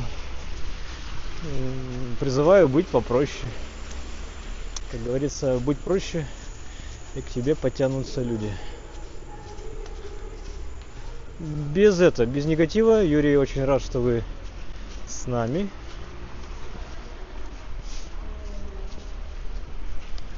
Слева вот здание с колоннами. Дом кино петербургский. Так, давайте здесь. Нам надо где-то найти вход на Манежную площадь. Опять же, видите, это место массовых мероприятий. Б, безопасность. Ну и вот тут рамочки. А, в этом году немножко по-другому. Так, нет, наверное, дальше. Да, дальше там рамки.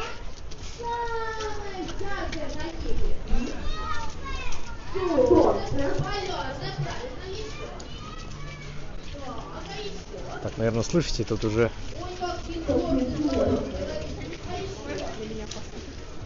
Так много ходит в белых пальто или куртках. Мода на белое. Мода на зиму.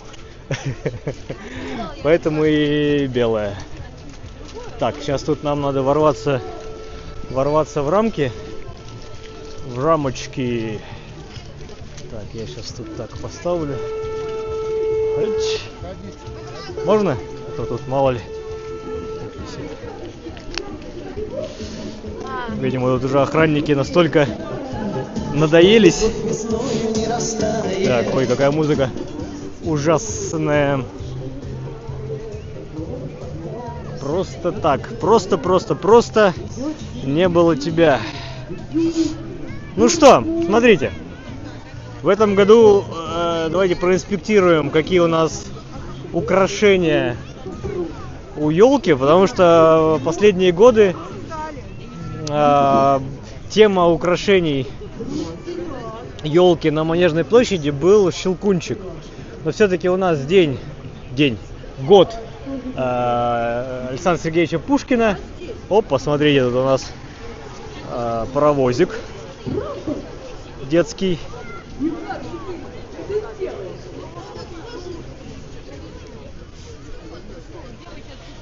Ну, или справедливости ради, Юрий, я не мог выговорить, поэтому не сказал. Вот и все. Чинизелли, так Чинизелли, но не мог я выговорить. Поэтому сказал с альтернативной версией, причем тот же правильный. Итак, у нас получается в этом году елка просто. Часы, видимо. Снеговики. Опа, тут налепили снеговиков. Как ее назвать-то? Крепость, возможно. Снеговик такой себе. Странноватый. У нас тут начинается уже дождь. Снег закончился, начинается дождь. Ну и что? По периметру, как вы видите, светятся эти все ларечки. Буду их так называть. Ларечки у нас получается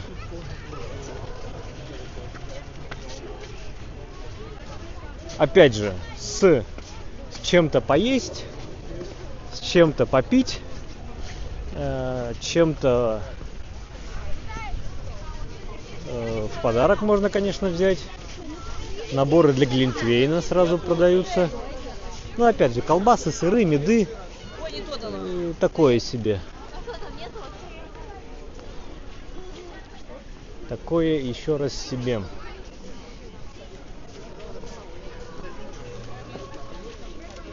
Ну и из того, что вот мне всегда хочется на таких ярмарках купить, это все-таки глинтвейн и трудельник. Причем трудельник классический. Потому что они тоже бывают, оказывается, разные. Бывают соленые, не соленые, разные виды теста используются. Здесь домик Деда Мороза наблюдаю.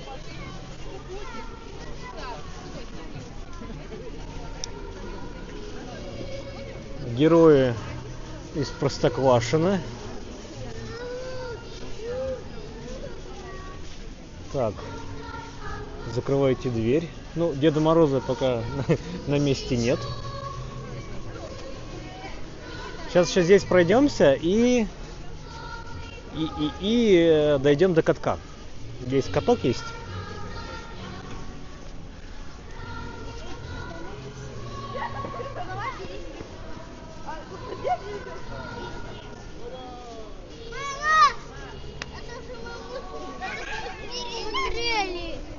Вот тут уже как раз все кушают. Организованные стоячие столики.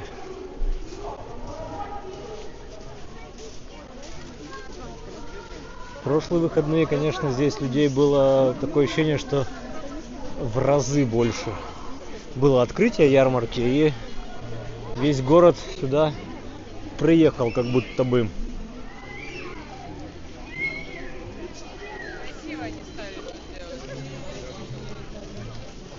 Вот, видите, тут люди говорят, что даже в прошлом году было интереснее. Но опять же, это вот все интересно, когда что-то новое, правильно ведь, друзья, согласитесь? Если вы приедете впервые, вот это все увидите, для вас это будет одна история.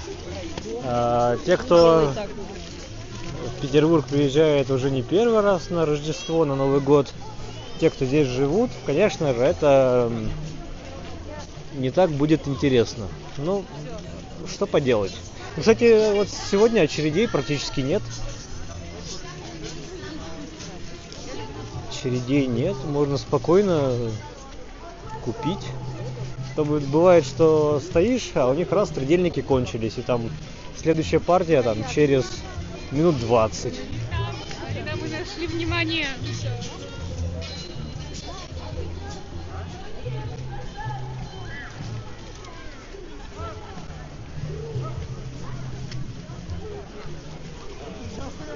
Так, да, сейчас все-таки снова выйдем там, где заходили, через рамки.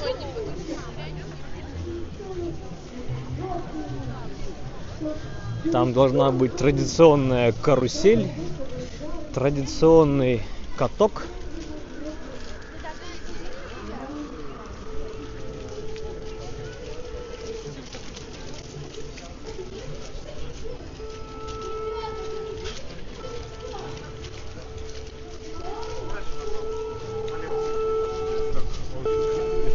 Вот я только что вышел оттуда. Да. Как вы думаете? Оттуда это откуда? Вот прямо от елки. Так. Как вы думаете? Очень много мыслей всяких. Думаю, Powerbank. Думаю, что может быть все что угодно. Все? Спасибо. Ничего нету? Безопасность, друзья. Вот он видит, что я выхожу из одной рамки и захожу в его рамку, и он меня начинает проверять. Вот как это называется? Так, не повезло. Не увидите шикарного вида карусель. Карусель работает, видимо, как-то по времени. По времени. У нас сейчас, я даже не знаю сколько. Но вот у нее есть, видимо, технологические перерывы. А он до 8 работает. А время 8:30. Вот и все. Вот и отгадка. Карусель бесплатная. Кто успел, тот и сел, как говорится. Ну и что, здесь у нас тоже какие-то фудтраки. В смысле фуд, от слова еда, едальни. Те же трудельники, те же какие-то там хот-доги, яблоки в карамели, своя елка. Вот трудельники всяких видов и вкусов, хотел сказать размеров, но тут уж сами проверьте.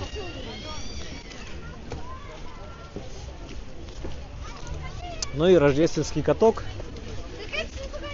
Каток вроде как бы тоже бесплатный, но по билетам. То есть там на сеанс количество людей ограничено, поэтому надо как-то там через сайт записываться. Сейчас я найду где-то QR-код. Вот. Бдительность, безопасность. Да, друзья, оно такое все. Знаете, там вот честно скажу, если надо, через забор кто-нибудь что-нибудь перекинет. И заносить даже через эту рамку и не надо будет. Правильно ведь? Ну. Так, каток что-то уже тоже все, видимо, Алис закончился. Но вот каток такого вида, такого размера должен быть бесплатный. Должен быть. Так, я думаю, мы здесь. Есть вариант здесь выйти. А если мы здесь выйдем, то мы куда попадем-то? Можем дойти до инженерного замка. Можем пройти через, если открыт еще Михайловский сад, ну, сад у Михайловского дворца, к Спасу на Крови. В общем, нам надо на Миллионную попасть. Но давайте это все-таки сделаем сделаем это через Невский. Пройдемся по Невскому. Невский у нас яркий, красочный, торжественно праздничный. О, выдача билетов. Ха. Билеты выдают здесь, видимо, где-то. Один билет в одни руки. Ну тут вот как-то надо записываться.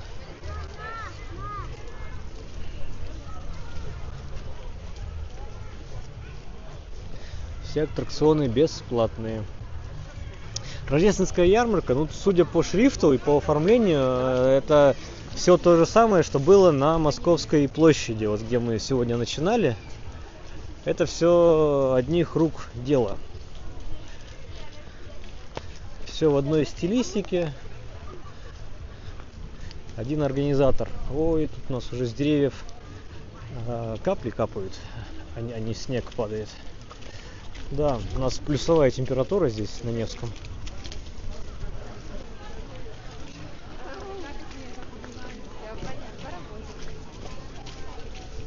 Друзья, вот в чате регулярно всплывает ссылка на телеграм-канал.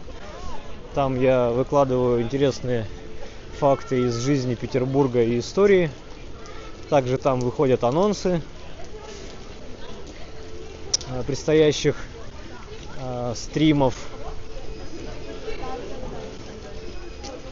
Опять же, стримы по ситуации, по погоде в большей части.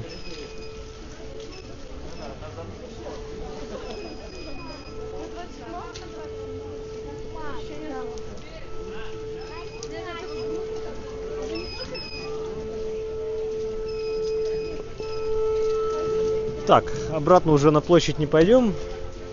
Обойдем сбоку, выйдем на Малую Садовую, проинспектируем.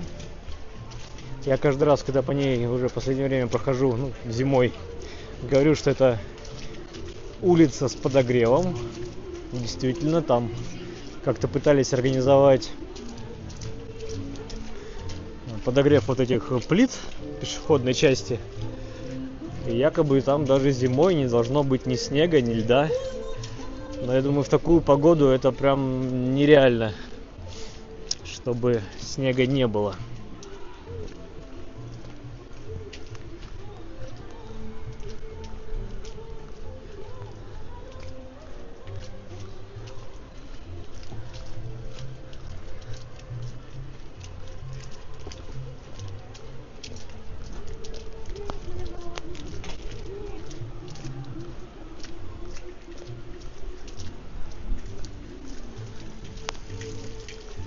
Так, подписываются комрады, наши сопрогульники. Нас становится все больше и больше. Это радует, что появляются новые люди, также любящие Петербург.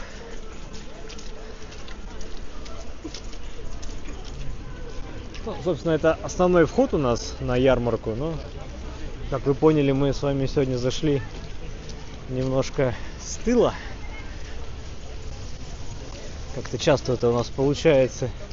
Ну вот, как эта улица подогреваемая, когда она вся в снегу? Никак. Это, я думаю, это Unreal. Греть такую площадь.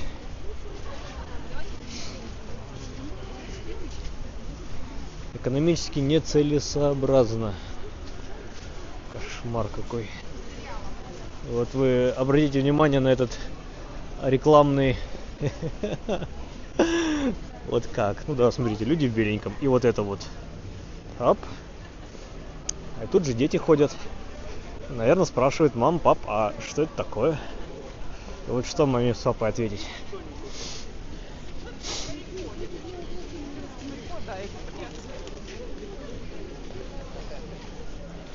Так, мисс Магнифика спрашивает, откуда приехал в Питер. Так, Наталья Борзова пишет, хочу переехать в Питер, жить и работать. Пробуйте. Скажу, пробуйте. И все.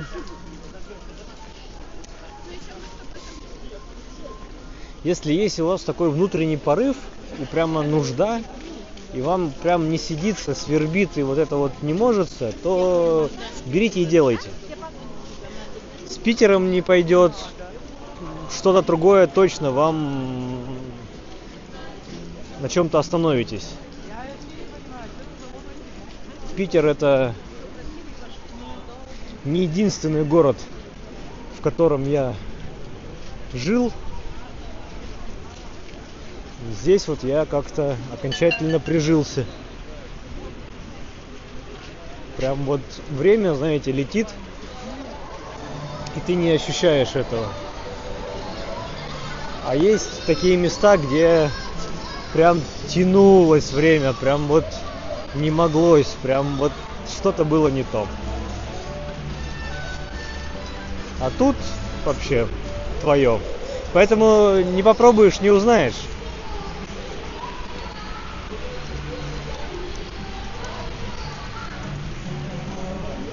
Странно, как здесь, ну погоди, какое имеет отношение. Так, да, нам надо мимо гостинки пройти же еще. Да? Да. Обещал гостиные дворы. Там у нас что интересного? Обычно там внутри гостиных дворов зимой тоже было пространство открытое.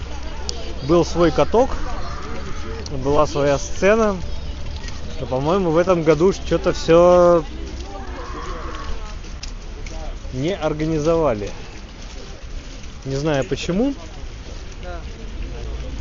Не знаю почему. Вот тут с детками, с ребятками идут медленно.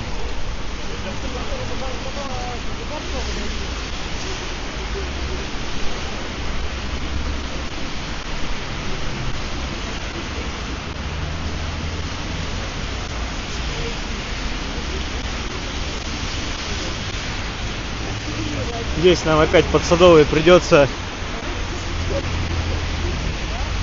Так, кто-то нам поставил лайк, спасибо. К Новому году растает все, спрашиваете. Думаю, нет, не растает.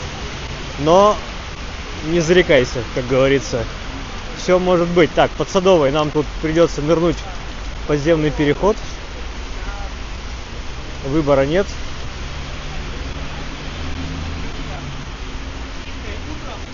За лайки громадное спасибо. Это помогает продвигать видео, развиваться каналу.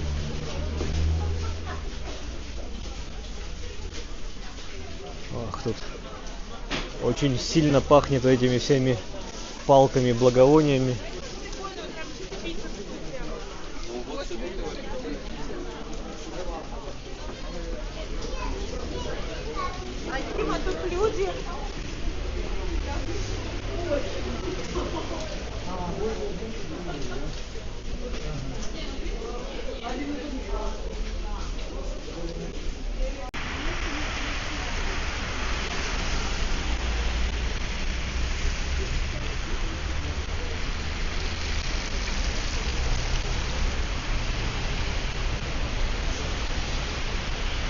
Молодым, конечно, переезжать проще, адаптационный период будет короче, потому что если вы не переезжали никогда и не сталкивались с этим, то вы должны понимать, что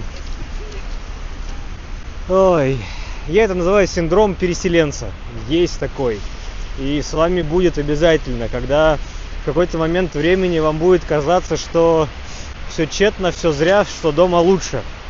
Дома все знакомее, и вот это все.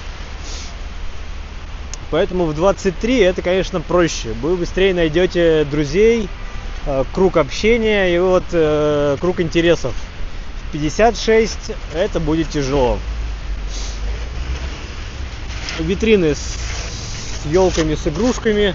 Причем как писали, что игрушки сделаны детьми. Вот здесь как раз явки, пароли, кто это сделал. Конкурс, новогодняя игрушка была.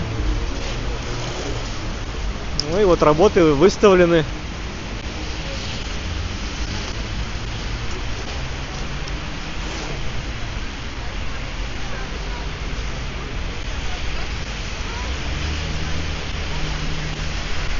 Многие говорят, что Дед Мороз, наверное, ровесник многих старожилов здесь на канале. Ну, как бы старожилов Петербурга, но, мол, типа в детстве его здесь видели. Старенький. Ну и елку большого гостиного двора. Кто-то меня поправляет. Говорит, что типа это небольшой гостиный двор, это просто гостиный двор. А я вам хочу вот показать надпись.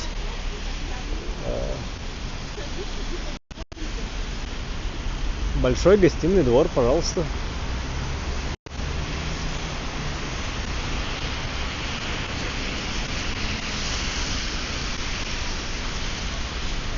Так, давайте, знаете, какой маневр я все-таки совершу.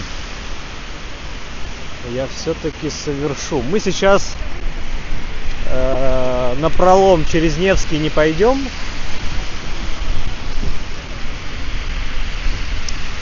Дойдем до канала Грибоедова.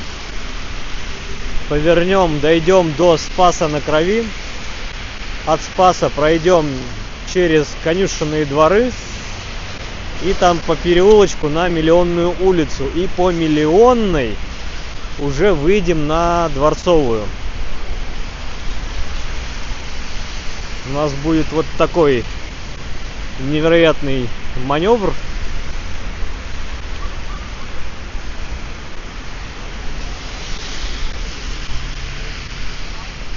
Не то чтобы вынужденный, но для разнообразия.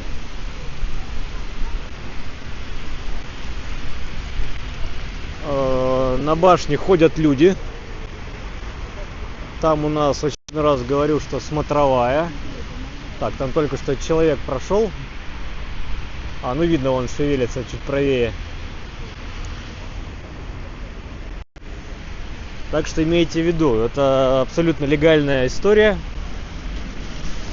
Каждый может подняться и за скромно заработанные деньги осмотреть весь окружность, окрестности.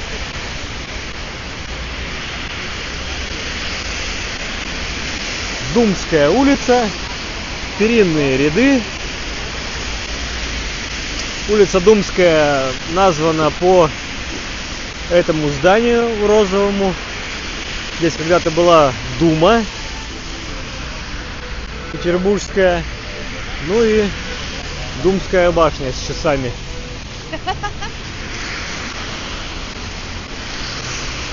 Вот и люди поднимаются по лестнице, как раз идут на смотровую. Чего и вам советую, ибо в данной местности это самая высокая точка для обозрения, поэтому не упустите вот такую возможность.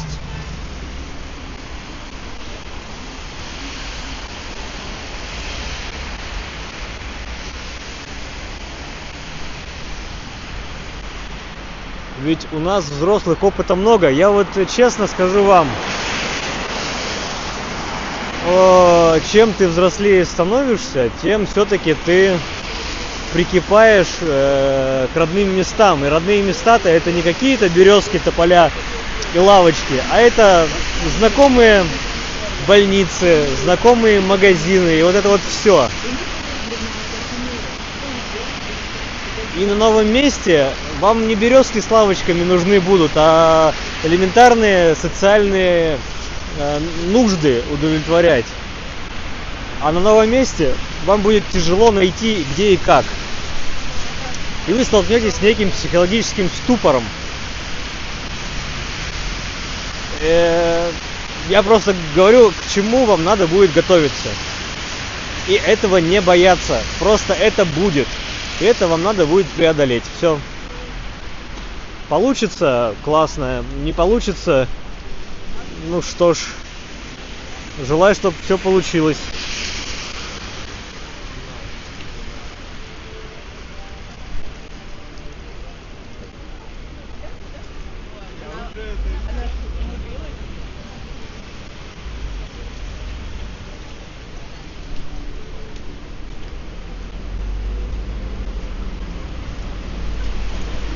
Пройдемся, давайте здесь немножко еще у Казанского собора.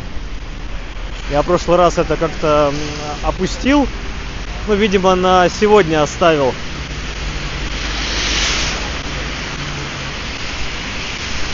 Там рождественский вертеп у Казанского собора.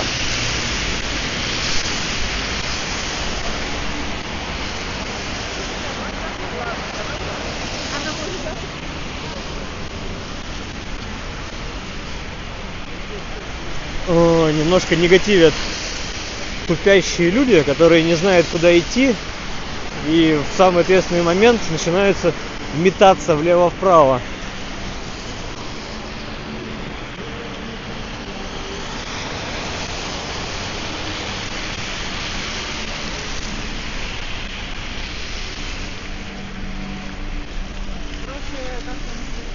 Ну и по поводу переезда все-таки. Я скажу так, что не слушайте никого. В какой-то момент времени может так случиться, что ответственность за принятые решения вы в случае неудачи повесите на советчиков. И вот в данном случае советовать-то как-то мало хочется. Кстати, посмотрите, здесь, видимо, вот два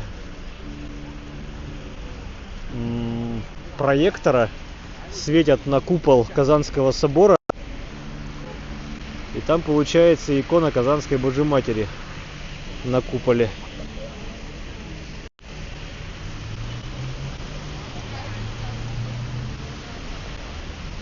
По Аптекарскому, по-моему, там не Аптекарский переулок. Сейчас я карту посмотрю.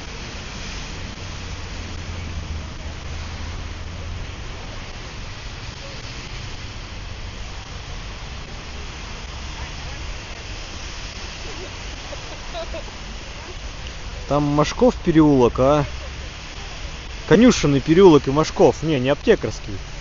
Конюшенный, и которая после мойки переходит в Машков переулок. Вот по нему мы выйдем на Миллионную.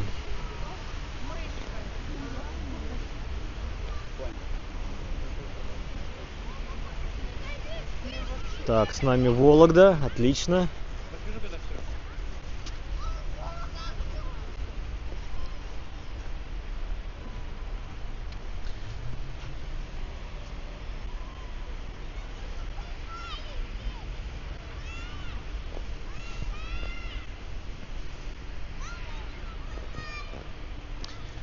Вот у нас получается рождественский вертеп под куполом.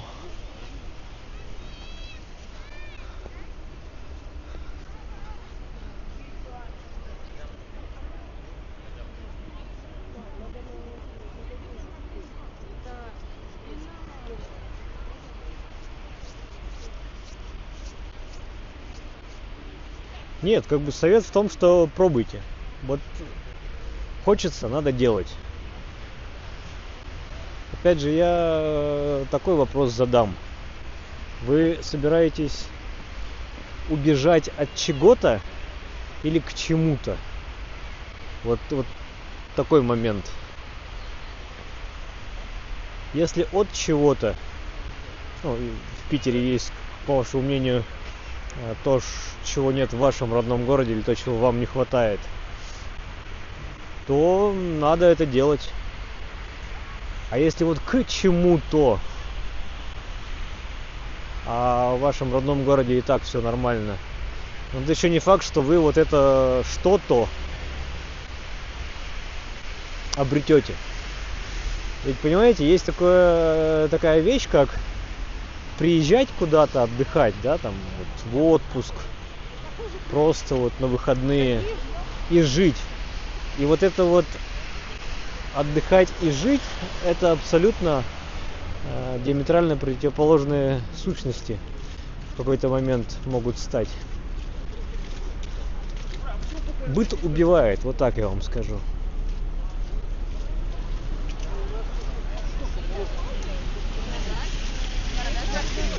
Спросите любого коренного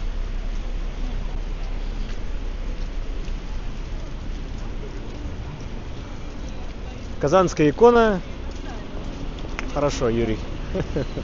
Как скажете.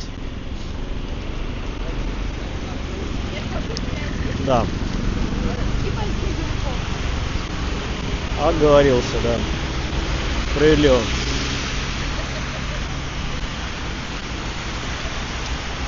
Ох, вареную кукурузу можно даже и зимой на Невском отведать.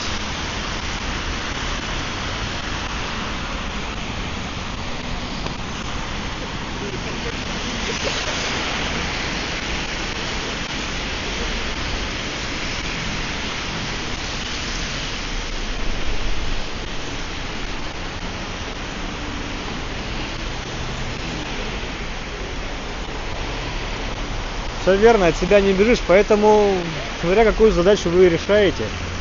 А если никаких задач нет, то какой смысл?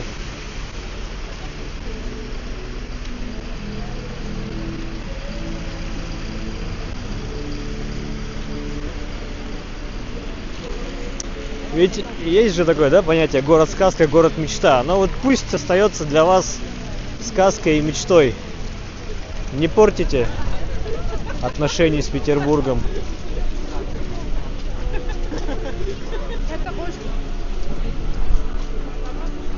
Так, здесь мы чуть-чуть на ту сторону канала Грибоедова перейдем.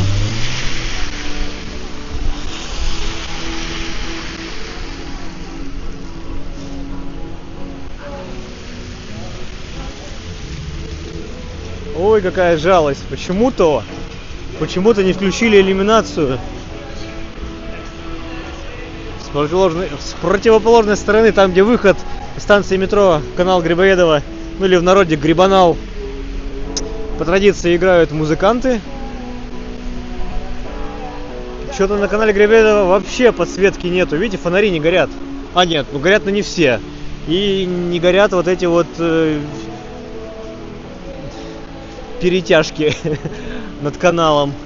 Ну и соответственно не горит сердце на мостике пешеходном.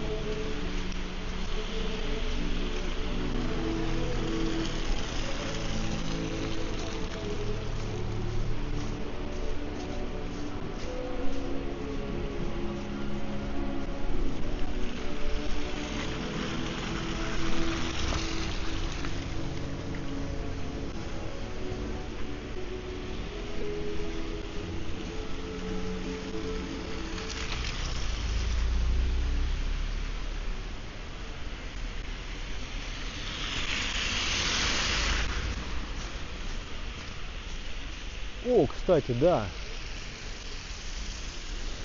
Все, я вспомнил. Видите, вот там светящаяся вывеска. Я в прошлый раз, когда здесь проходил, не мог вспомнить, что за мороженое было. Баскин Роббинс. Только сейчас вспомнил. И вот они переименовались просто в БР. Кто помнит такое мороженое? Баскин Роббинс.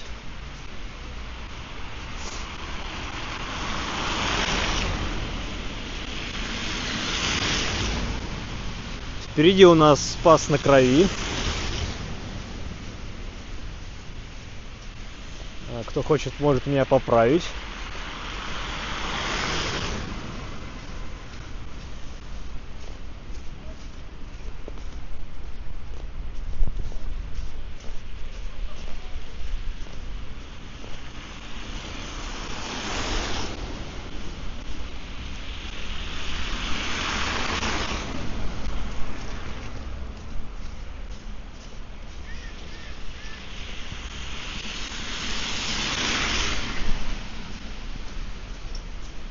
Да, очень странно. Почему что-то у них сломалось и никто не чинит. Это сердце должно было гореть.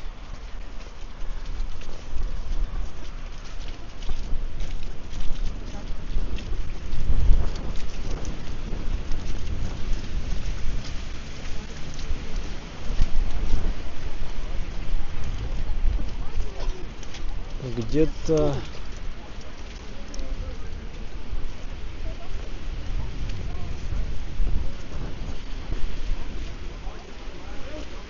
Музей Зощенко. Возможно. Здесь где-то недалеко и музей Бродского. Только Бродского не поэта, а Бродского художника.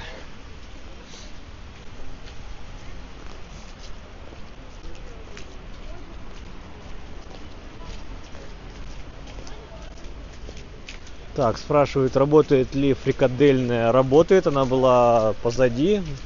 Ну, то есть, когда мы по каналу шли, она по правую руку через канал была. В целом, да, работает.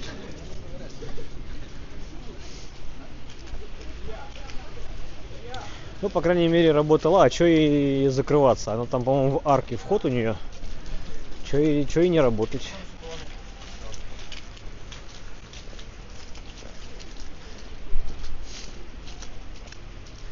Вот как летом, насколько здесь много людей. Возможно, сейчас уже и немножко поздновато. Уже люди все разбегаются, разъезжаются по кабакам и ресторанам.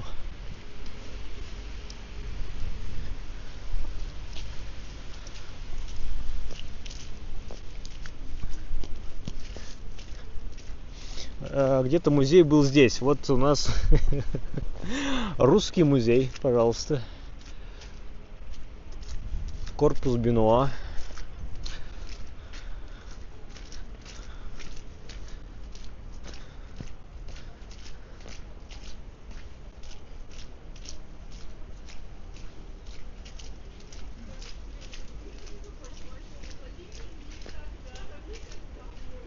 Так, ну, чувствую, рекорда мы сегодня не поставим. У нас на прошлой трансляции было 245 человек одновременного онлайна. Сегодня мы тут 180 еле-еле добиваем. Видимо, есть поважнее дела.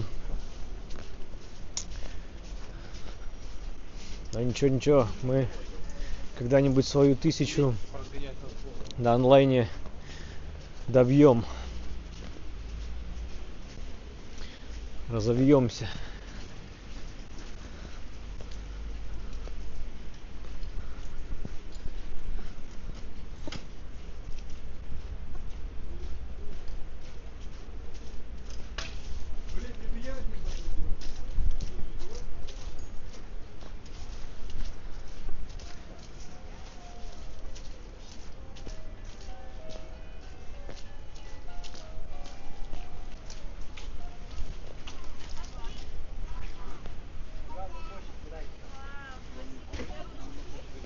Ой, Лена Кёник, добрый вечер. Я тут уже Калининград сегодня вспоминал. Ну так, про между делом, ничего плохого.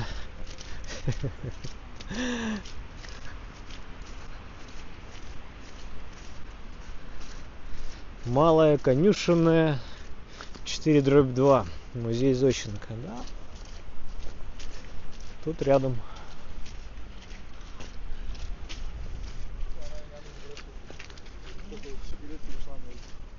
Клуб Конюшенный двор, а может еще и есть.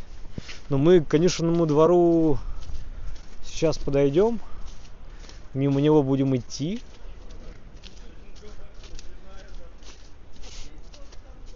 Увидите весь ужас и отвращение, его теперешнее состояние. Довели его, конечно, до ужасного состояния. До последнего времени конюшенные дворы были под управлением водоканала, по-моему. Ну и, конечно, водоканал абсолютно не занимался его реставрацией.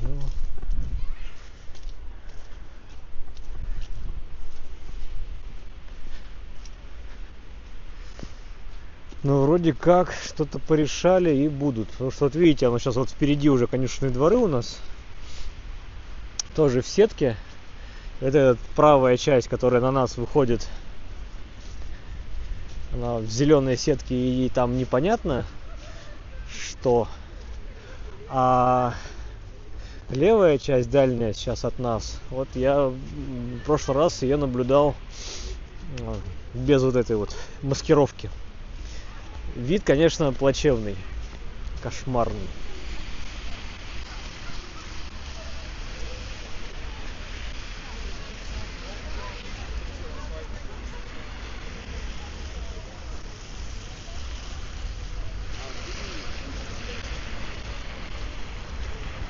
Так, у нас есть вариант или здесь сейчас на мойку выйти и вдоль мойки начать идти, или все-таки давайте через Конюшенную площадь все-таки пройдем. Привет, ребята, в Питере есть как Патрики в Москве. Ну, я думаю, нет. Вот прямо в том виде вот Патрики московские в Питере нет. Питер более лоялен, что ли, более прям вот контрастен. Вот я вам скажу так, до недавнего времени здесь, на Конюшенной площади, например, вот были конюшенные дворы в ужаснейшем состоянии, просто праздно шатающиеся туристы. И вот по левую руку здесь, на первом этаже, очень дорогие рестораны. И припаркованные машины, типа там Панамеры и всякие Ламборджини с Феррари. Это очень, конечно, такой контраст и диссонанс вносило в окружающую среду.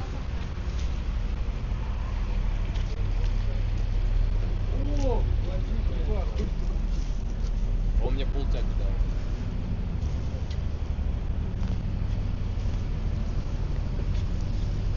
Ну вот, например, вот эти вот тут винотека какая-то дорогущая была, ну, по-моему.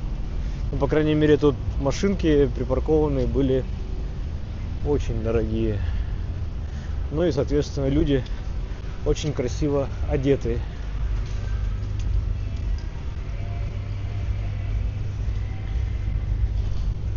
Ну вот всякие гранд-кафе.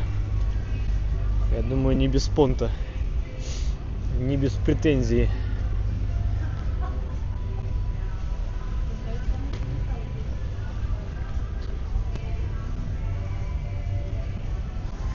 На лакшери жизнь.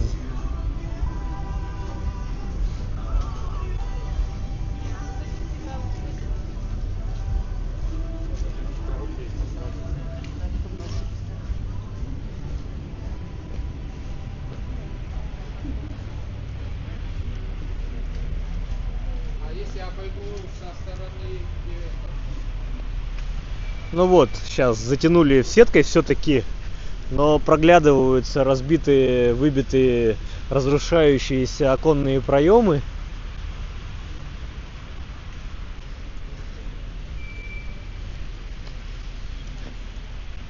Страшного вида.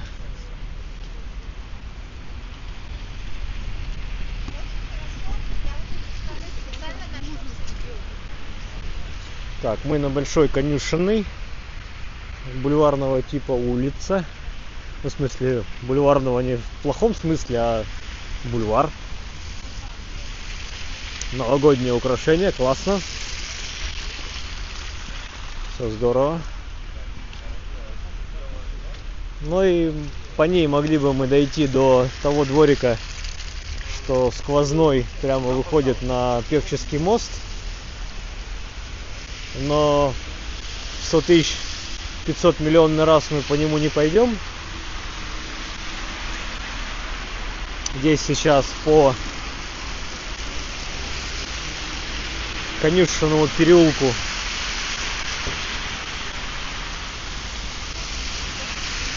выйдем.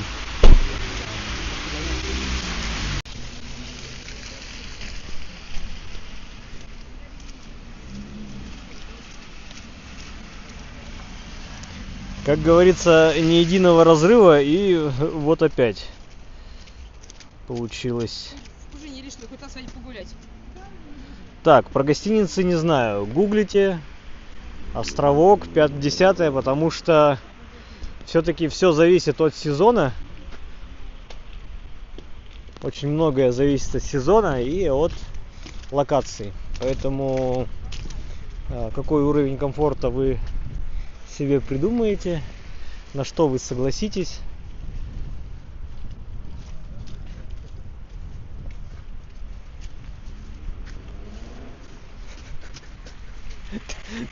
Пусть мир подождет.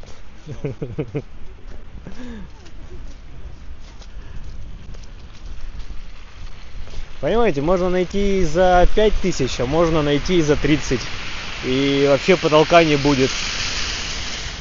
А можно, возможно, и за 1500 что-нибудь, койко-место в в каком-нибудь хостеле найдете. Тут ведь такое. Островок в помощь. Или там какие еще интернет-сервисы есть на эту тему.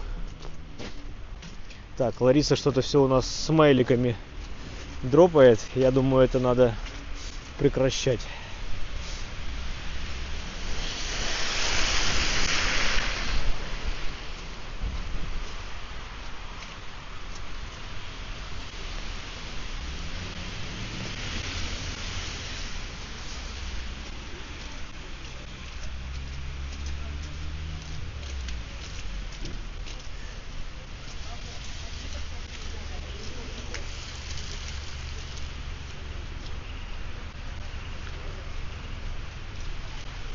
Вот, отец, к вам обращаюсь. Так, тут мы выходим на Миллионную.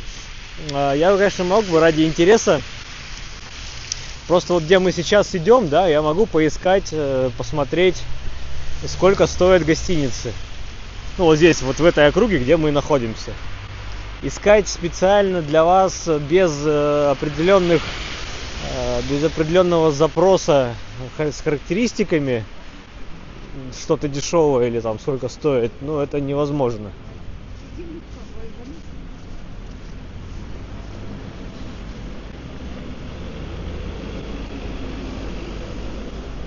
Нормально себе так этот комитет по физической культуре и спорту на Миллионной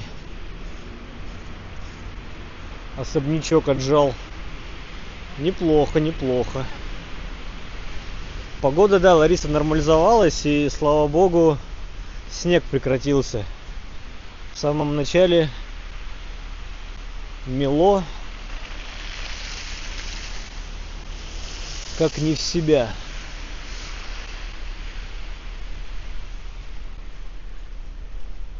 Что максимально осложняло прогулку, ибо снег постоянно норовил попасть в камеру и портить нам картинку. Ну а мы подходим к атлантам. Кто там просил?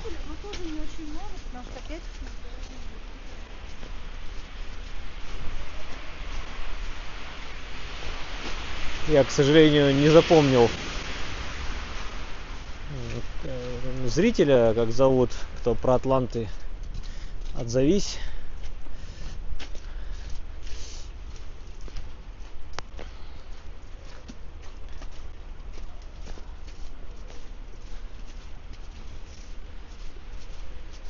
Вот все вот эти особняки, которые на Миллионной по вот эту сторону улицы, они вот одним частью фасадов выходят на Миллионную улицу, а дальше в глубину несколько флигелей и на Дворцовую набережную.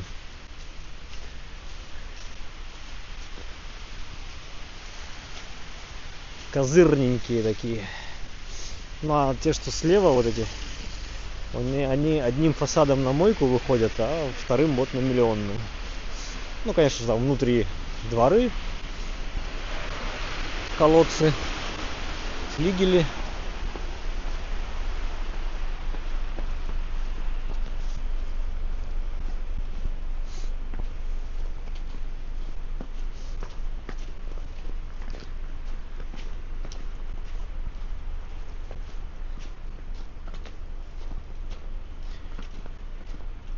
кто спрашивал про температуру, вот у меня одна рука без перчатки, другая так, ну, в перчатке, потому что я этой перчаткой протираю объектив. Поэтому, ну вот, рука особо-то не мерзнет.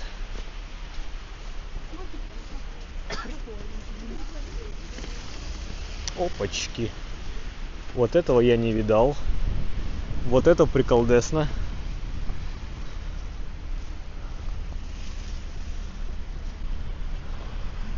Это у нас получается зимняя канавка. Она соединяет речку Мойку с Невой. Уи, вот там Нева.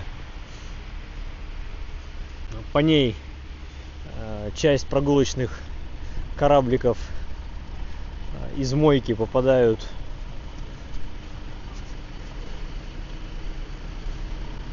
в Неву. Так, здесь нам надо перейти. Да, нам к атлантам подойти надо. Видимо, тот зритель, который попросил атлантов, не дождался.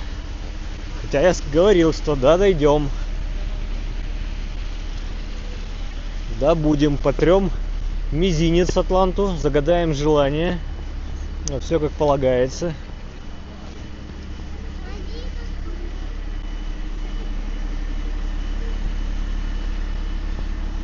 Маленький спойлер, там у нас уже Дворцовая площадь. Виднеется купол Исаакиевского собора.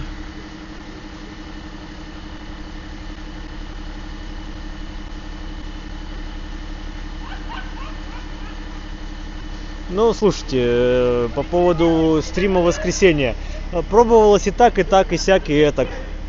И вот не угадаешь. Прямо не угадаешь.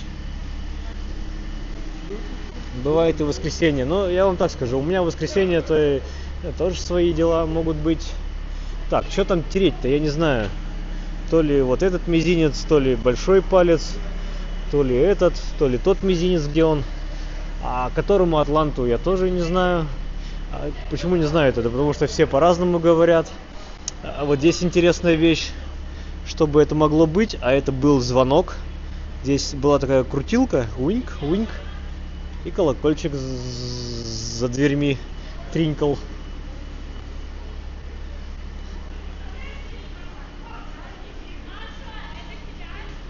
Чего трешь, целуй? Но нет. Ну, а тут ничего страшного, они каменные. Вот были бы железные, и тут можно было бы прилипнуть до весны. А так нет.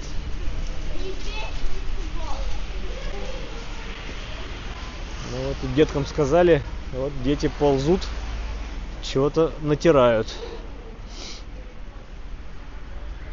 Да.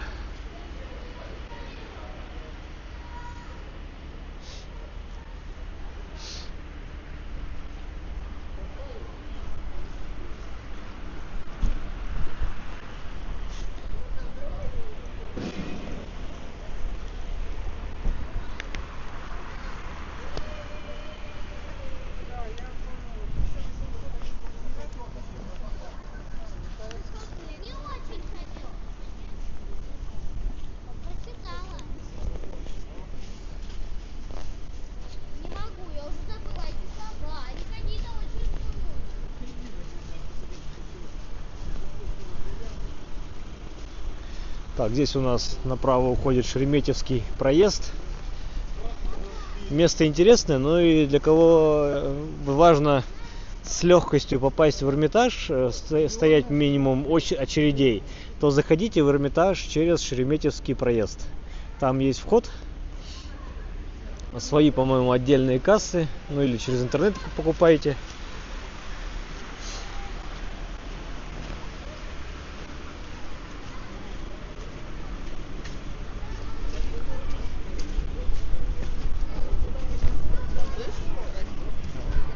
Так, на Дворцовой ветрено. От чего-то прям сильно ветрено.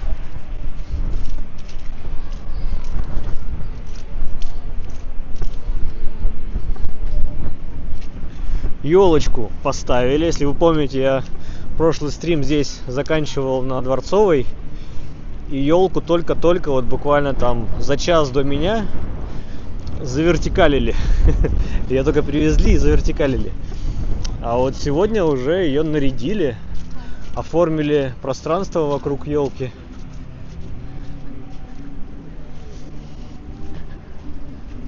Пахнет бенгальскими огнями. Тут ребята на камеру жгут.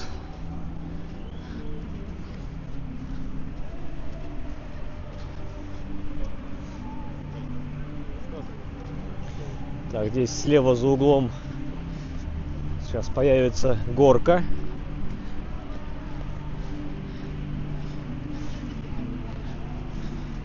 Традиционно на гуляние в Петербурге и в Петербурге дореволюционном строили горки деревянные для катаний. И как в телеграм-канале нам уже этой темы касались, Юрий нашел фотографии, точнее не фотографии, а фотографий-то еще тогда не было, гравюры, рисунки дореволюционные с горками. И горки-то тогда были поболее. Ну или, возможно, только так рисовали.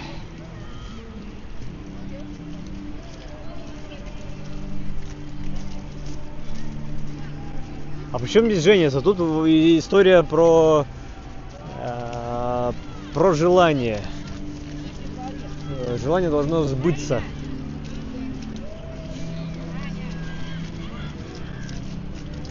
Или вы там что хотите Атланту тереть? Елена, признавайтесь.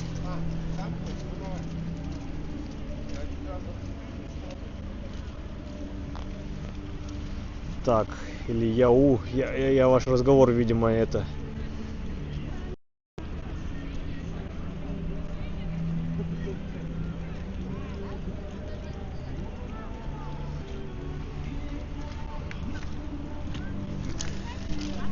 В общем, каждый верит в свое, и вера его поддерживает, да?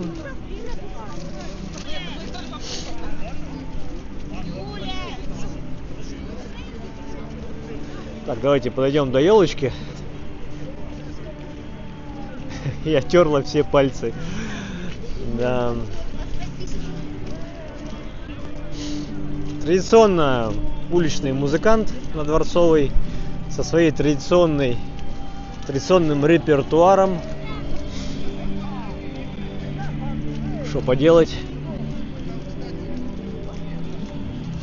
Видите, под ногами у нас уже не снег, уже лужи. Уже снежная гача. Слякоть.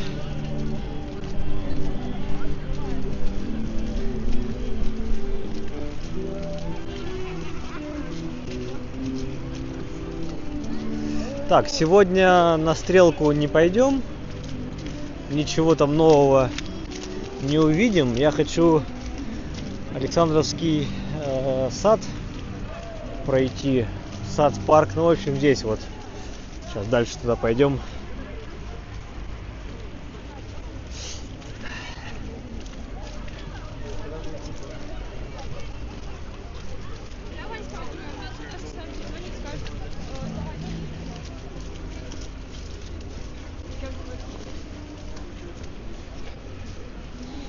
Пахнет елочкой, прям пахнет, прям елок. Тут елок-то на самом деле море и маленькая тележка.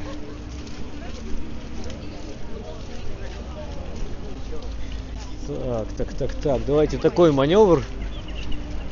Я здесь на Большую Морскую выйду, пройдемся по ней, потом по Невскому и там дорогу перейдем, да, и сразу на светофор через Адмиралтейский проспект.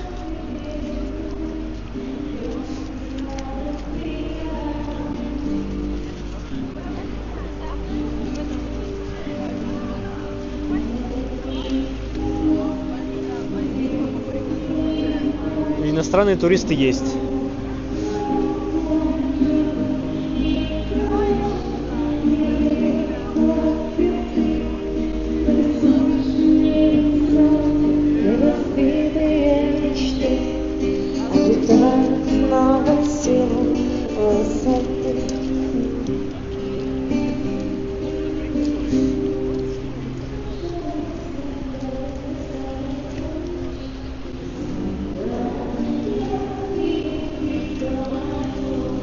А что это, мы, получается, уже 3 часа гуляем, что ли? Или здесь часы неправильно ходят? Я вот сейчас посмотрел на часы здесь, под аркой, 9:30, а мы вроде в 6:30 начали.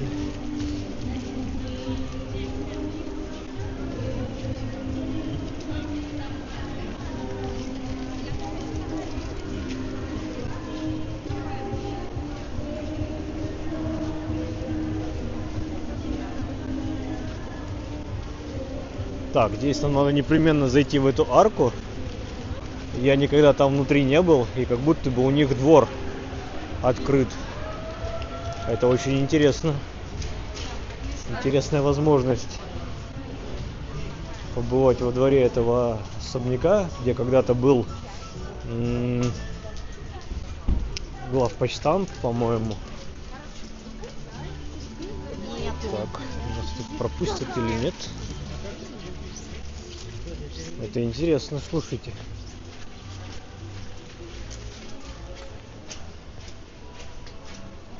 Я иду просто на свет. Я не понимаю, куда мы сейчас придем. Куда-то придем и посмотрим. Прикольно. Просто двор-тупик. Двор-тупик. И здесь живут люди. Здесь люди живут рядом с Дворцовой. И все. И пожалуйста. Ничего себе.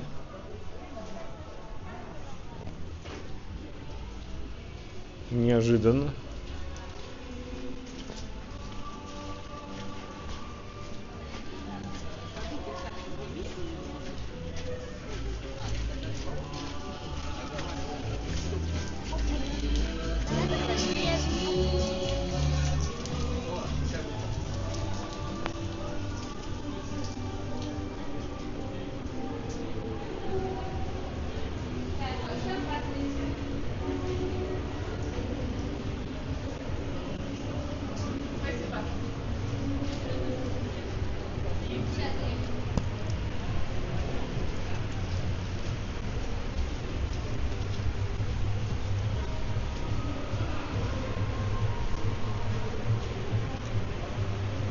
Так, про верблюда это будет ваше домашнее задание. Приезжайте и трите.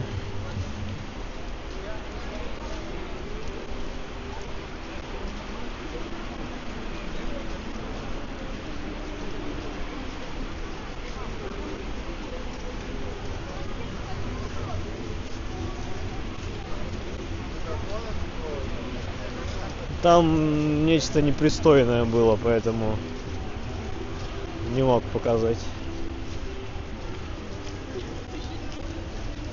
Тут какая-то странная композиция. Елка на боку.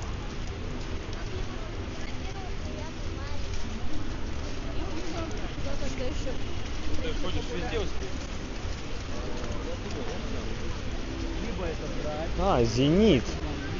Ха-ха. Вот это прикол. Вот это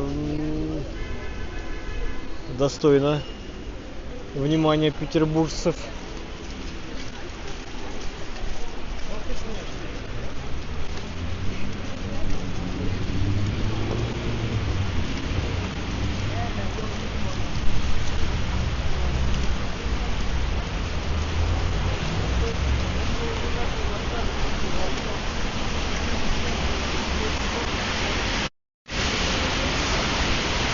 Так, пройдемте здесь, по этой стороне.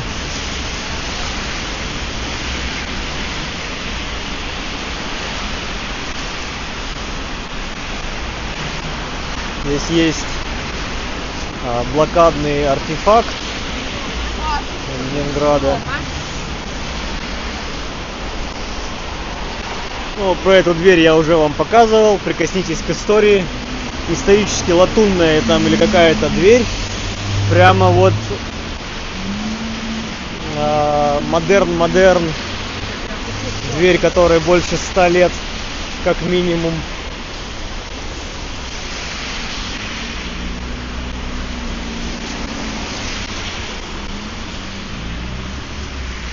Ну и вот этот артефакт блокадный.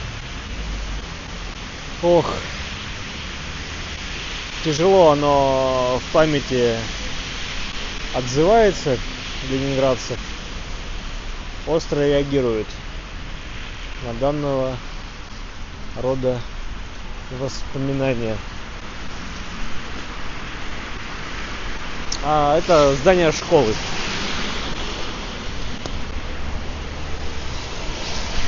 Здесь сейчас опасно идти вдоль, ибо могут напрочь окатить водой из луж проезжающие на скорости автолюбители.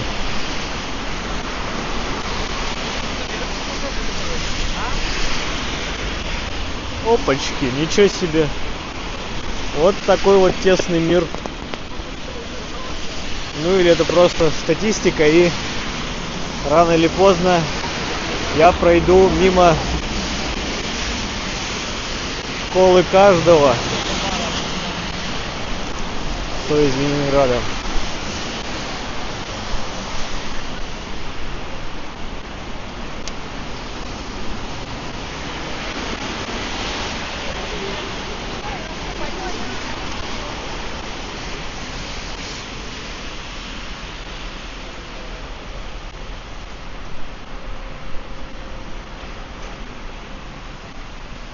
Вот как вот хорошо было на Московском проспекте, заснежено, знаете, так вот, никакой вот этой гачи не было под ногами.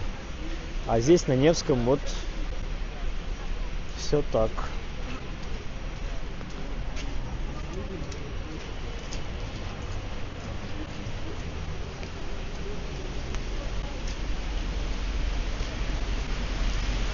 Да, я, конечно, понимаю, что здесь остановка, но таким фронтом стоять на тротуаре единым, это, конечно, нечто.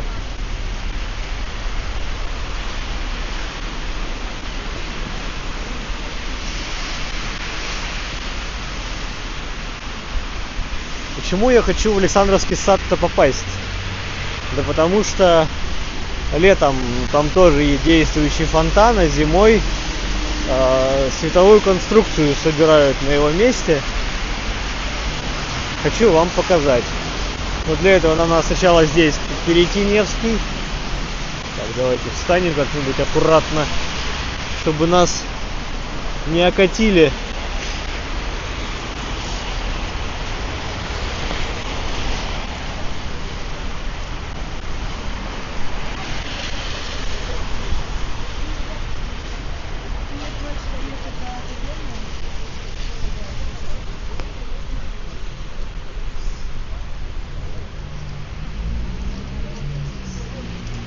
Вот через такое месиво приходится перескакивать.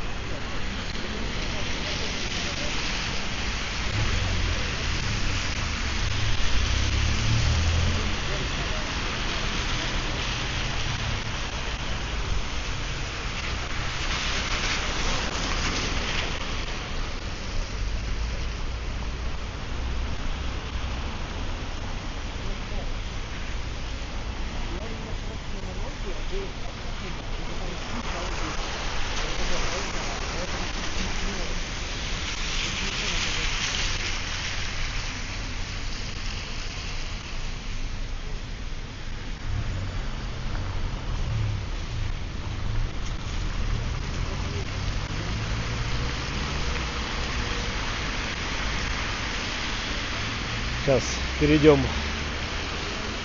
Адмиралтейский проспект.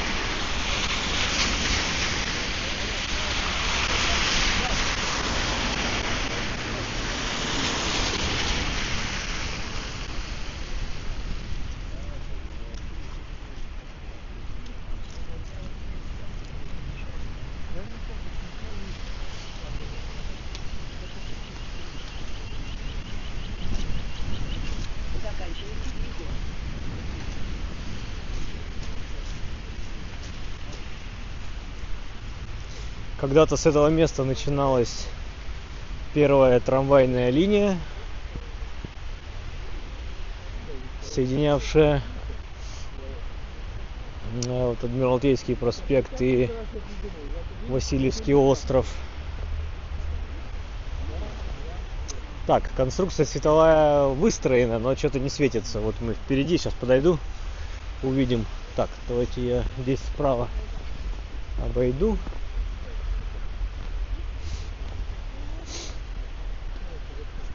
Очень странно, что сегодня вроде выходной день, суббота, или они выключают, что мы поздно гуляем уже, хотя еще столько людей.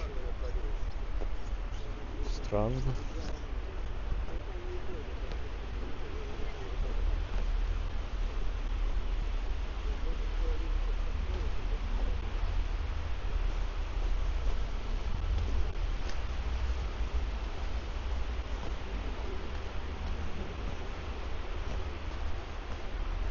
Вот, а по поводу, что стрим лучше в воскресенье, больше будет народу смотреть. Ну, слушайте, стрим, запись останется.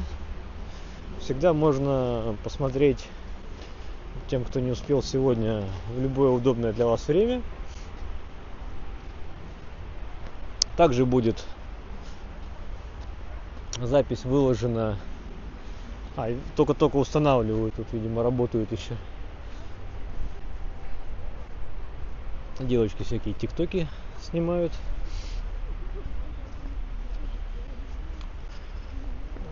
Запись будет выложена, как я сказал, также на Рутюбе, в Дзене, в ВК видео.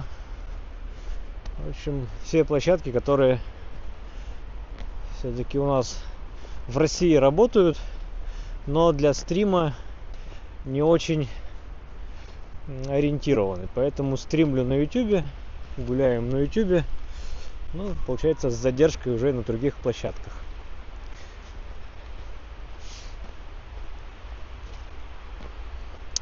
Кстати, ну, возможно, будет как раз новогодние праздники.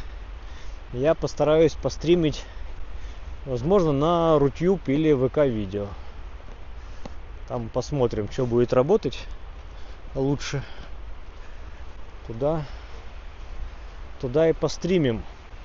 Поэтому анонс будет и ссылка на стрим в телеграм-канале. Поэтому переходите в телеграм, подписывайтесь на канал и не пропустите анонса.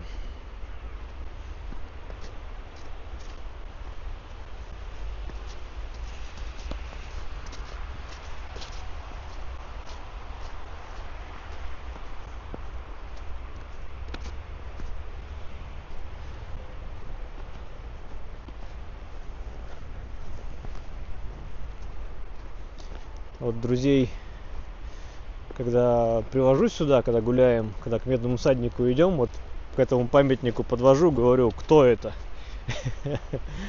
Вот так они издалека такие, ну, на Сталина похож.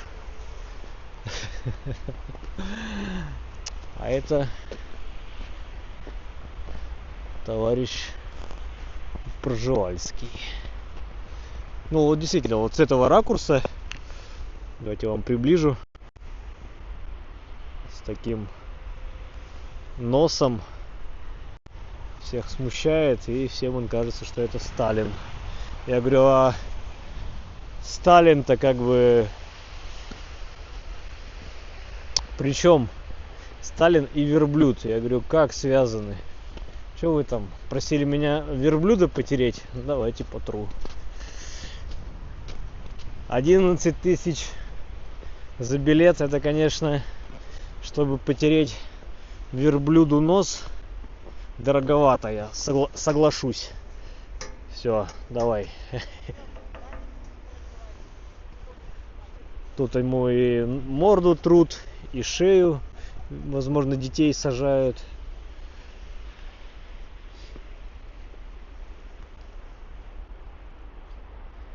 Да, все вот эти товарищи, которые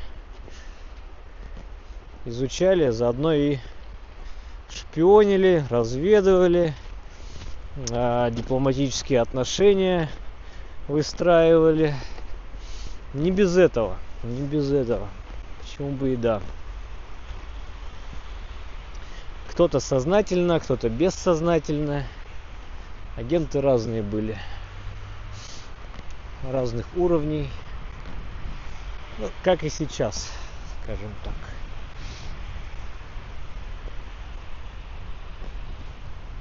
Так, аноним за проезд. Так, я тут выключу микрофон. Тут вроде у нас вроде дует, хотя дует, слушайте. Задувает.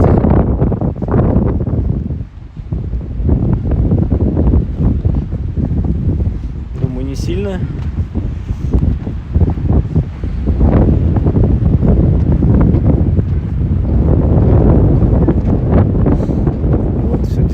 Лепит снеговиков. Так, звук ужасный стал. Ну, хорошо.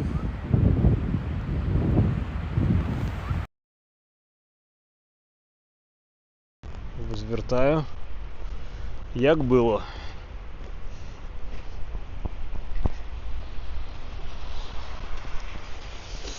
Общественный туалет. Исторический. Абсолютно. Преемственность поколений. Как есть. Действующий. Водоканалом опекаем и поддерживаем в действующем состоянии. Еще вещь дореволюционная. Цены немалой. Работает до 9. Пройдем здесь.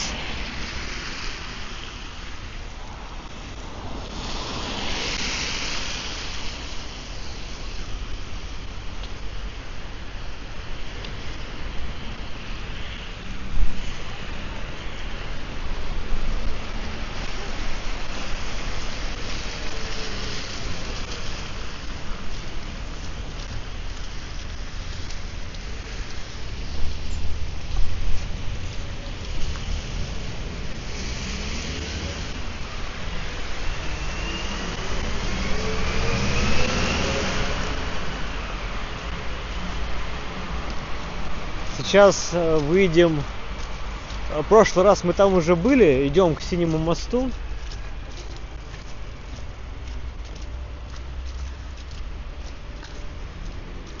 Не знаю, как правильно, но в прошлый раз я это обозвал зимним садом. Новогодним садом.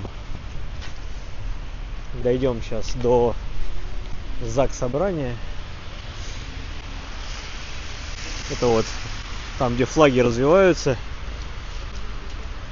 Это наше законодательное собрание.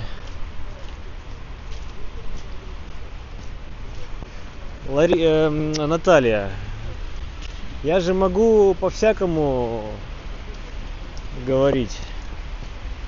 Поэтому вы с толку-то не сбиваетесь. Как-то легко вас.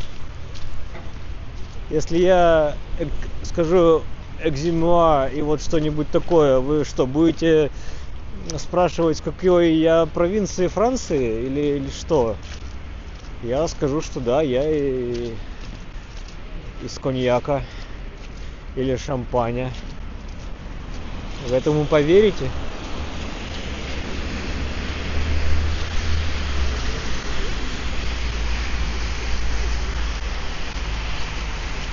Откуда я родом, я уже каждый стрим нет-нет договорю. И считаю это абсолютно неважным. Абсолютно.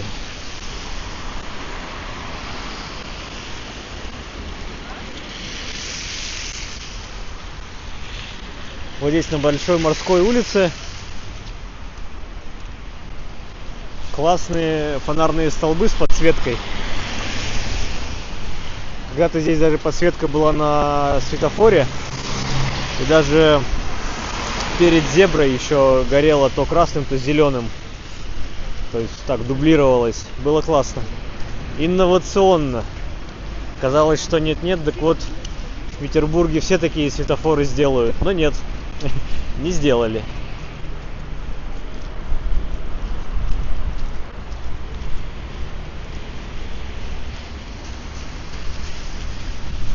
Наталья, у меня все красиво получается.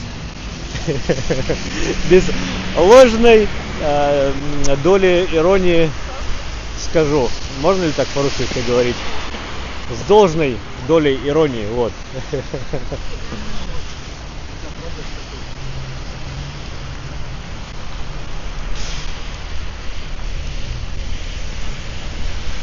Так.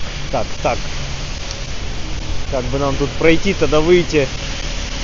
Нам бы...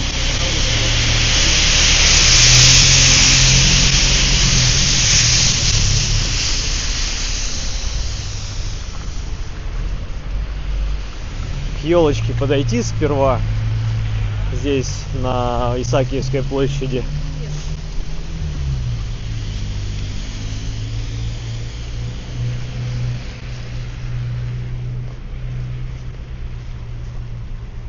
Так, еще донатик. Странно это. Это через Cloud Founds, да? Или как он там? Спасибо, кто там донатит, спасибо.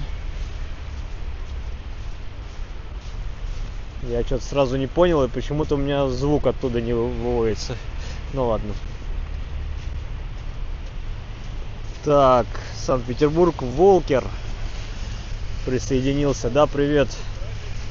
Странно, что ты не гуляешь. Такая отличная погода.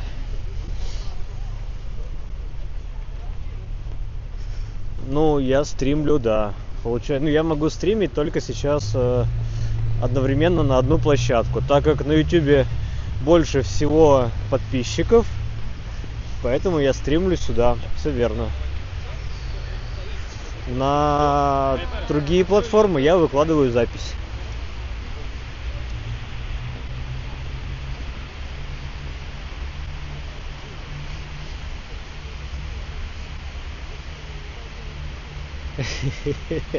Наталья, ну вы меня поняли, да?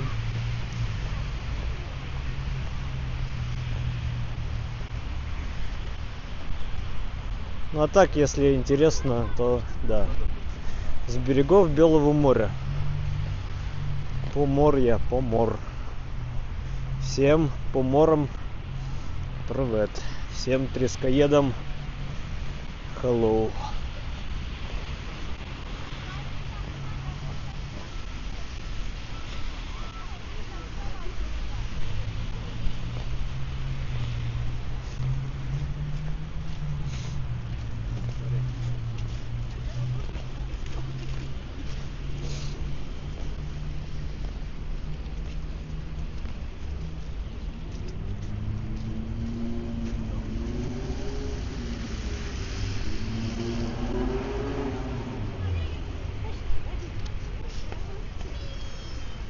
Так, зеленый, бежим, надо не проворонить, дабы лишний раз не стоять.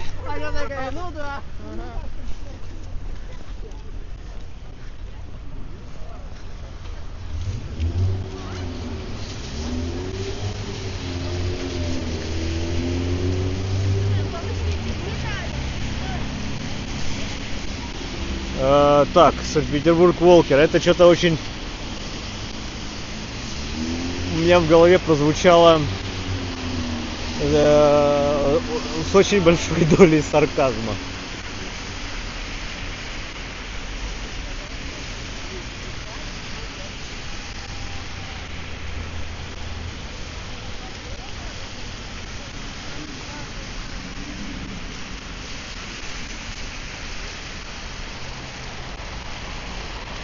Так, я надеюсь, нас здесь не собьют. Ибо мы все-таки тут дорогу в неположенном месте, получается, идем, переходим. Опасненько. Итак, мы на Синем мосту, самом широком мосту Санкт-Петербурга. Вот он в ширину, именно в ширину, там отсюда и где-то там заканчивается. Около 100 метров, по-моему, да, нет? Могу врать. Ну и традиционно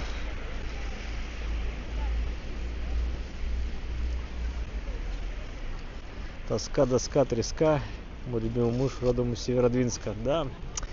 Сказки Писахова и все вот это. Про наш родимый край столько неправды да небылицы говорят.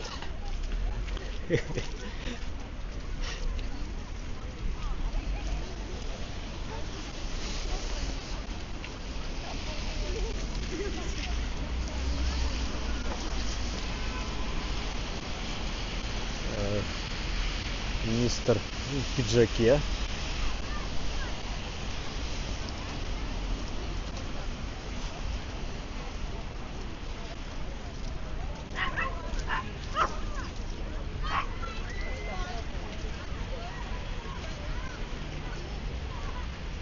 Сейчас я тут не хочу мешать.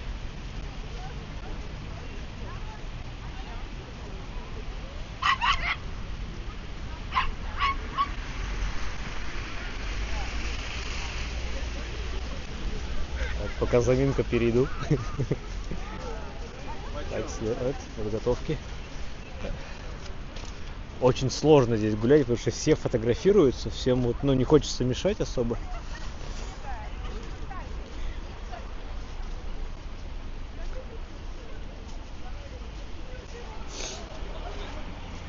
Ну, вид, конечно, здесь неплохой, прям хорошечно.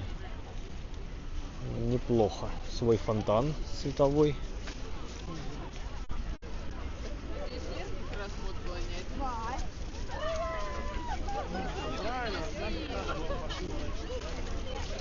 Господи, конкуренция, о чем вы? У нас сейчас на стриме всего 170 человек. Ну что? Всего 170. Ну как всего? Ни хера себе так-то. Прикиньте бы мы сейчас такой великой толпой, 170 человек, ходили бы друг за другом. Мне кажется, здесь на площади всего столько. Так, как бы нам к заксобранию-то перейти? Дружочки-пирожочки, у меня к вам деловое предложение. Точнее, нужно решение от вас и согласие, куда двинуться дальше. Вот у меня есть некое желание на Сенную площадь дойти прямо сейчас отсюда.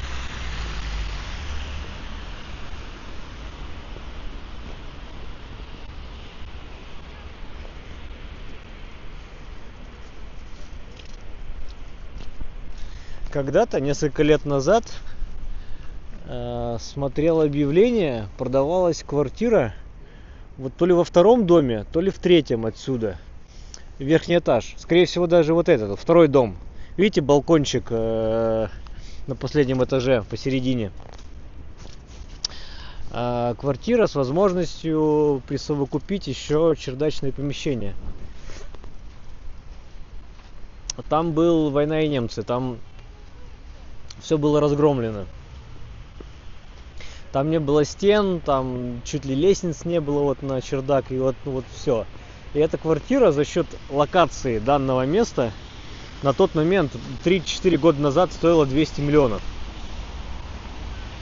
Ой, так, у вас силы есть, потому что мне в любом случае к метро идти.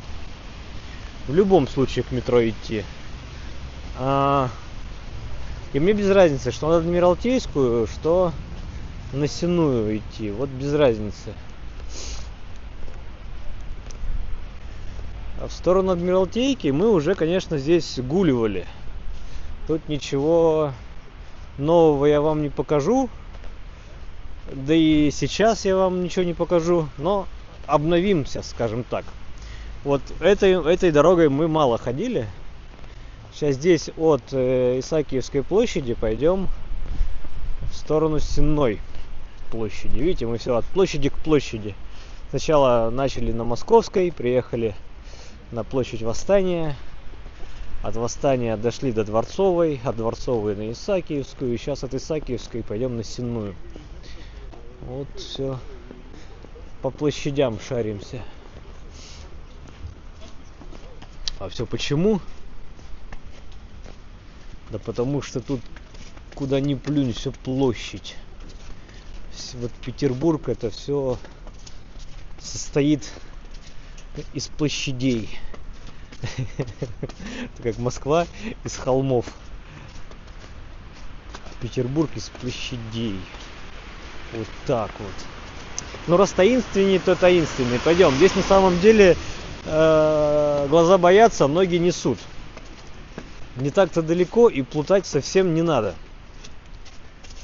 Тут вот как бы раз-раз дом Раскольникова и вы на Сенной.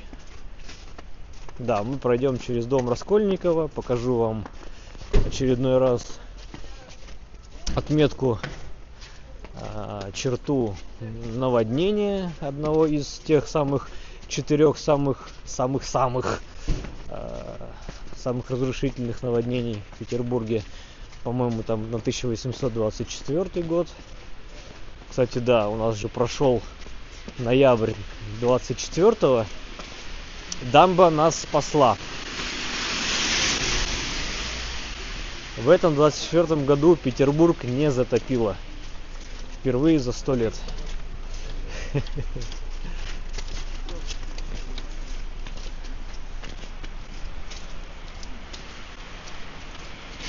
Так.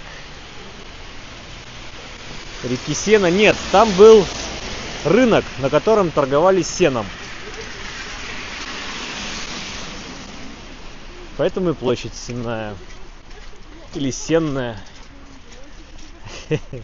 Как вам угодно.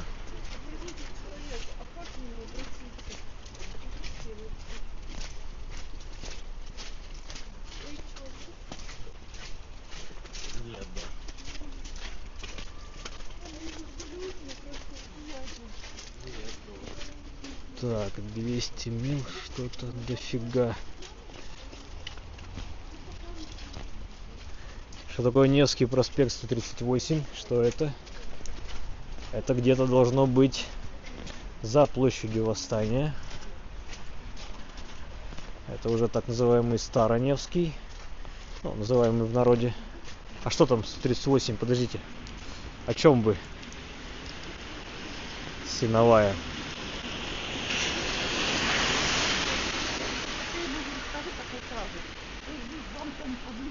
Так, Невский проспект 138. Татьяна, что это? Это гостиница, в которой вы останавливаетесь, или что это?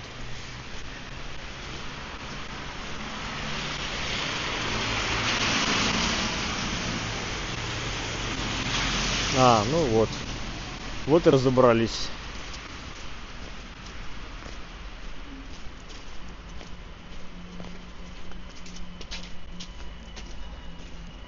Ну, слушайте, я бы за исторические топонимы не стал бы как бы так сильно-то высказываться, ибо... Ух, ничего себе, выезжает. Как он тут и помещается-то. У него целый кузов соли. Нас посолили только что.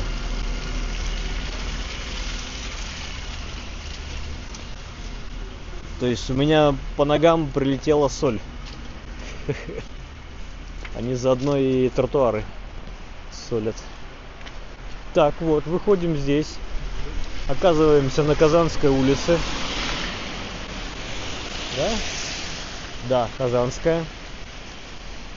Переходим Казанскую и поворачиваем правей.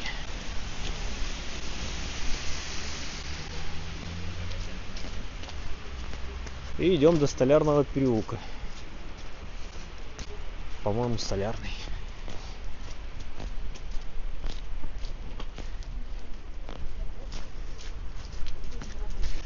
Ну, вот то, что Татьяна из Вологды рекомендует. В целом, да, наверное, и район-то неплохой. Это уже за площадью Восстания, там потише. Возможно, даже подешевле. Но так как эта локация очень близкая к Московскому вокзалу, возможно, за счет спроса повыше ценник, чем мог бы быть где-то в другом месте, чуть подальше от вокзала Московского, да. Но с другой стороны, там и предложений больше, поэтому одно другое нивелирует, компенсирует, и, возможно, да, там неплохое предложение какое-нибудь будет. И близко к центру, и близко к метро. Галерея рядом также. Поэтому, да, неплохое место. Так, Столярный переулок. Сворачиваем.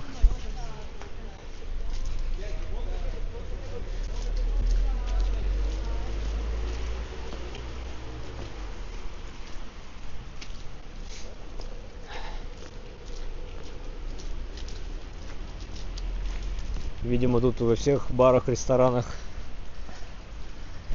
корпоративы отмечают. Везде толпы людей, все группками выбегают курить.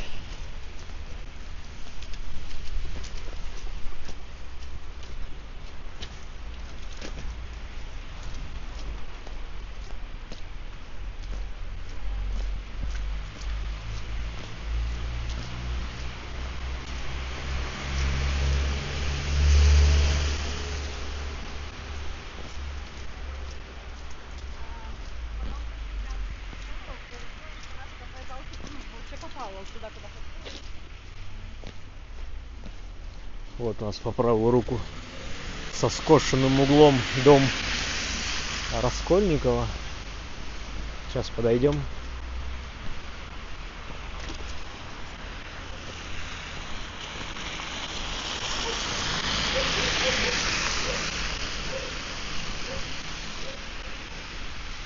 Так, ну, собственно, вот у нас отметка. Она буквально мне чуть выше шеи. 7 ноября 24-го тут по-английски, да, или что? Без... По-немецки что-то написано. Ну и здесь у нас по-русски надпись. Та же самая. Ну и сам товарищ Достоевский, дом Раскольникова. Так. Ну а здесь по традиции не могу вас оставить без проходного двора. Сегодня мы еще ни в один дворик не толком-то не зашли. Ну, было дело, но... Так, фальстарт. Не здесь, это дальше будет. На следующей улице.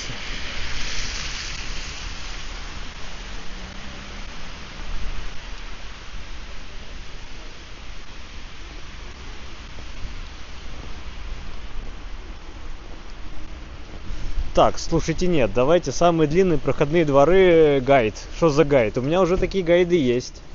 Если вы не поленитесь, на канале есть проходные дворы Васильевского острова. Там, где я там с 1 по 24 линию иду через проходные дворы, не выходя на Большой, Малый, Средний проспекты. Там целая серия. 4, что ли, ролика или больше. У меня есть проходные дворы Невского проспекта, там, где я стараюсь, не выходя по возможности, где это можно, не выходя на Невский, идти параллельно ему дворами. Поэтому тут идея уже предвосхищена и, можно сказать, реализована.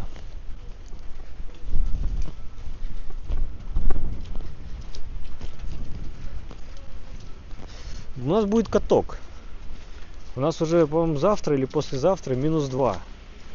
Будет каток.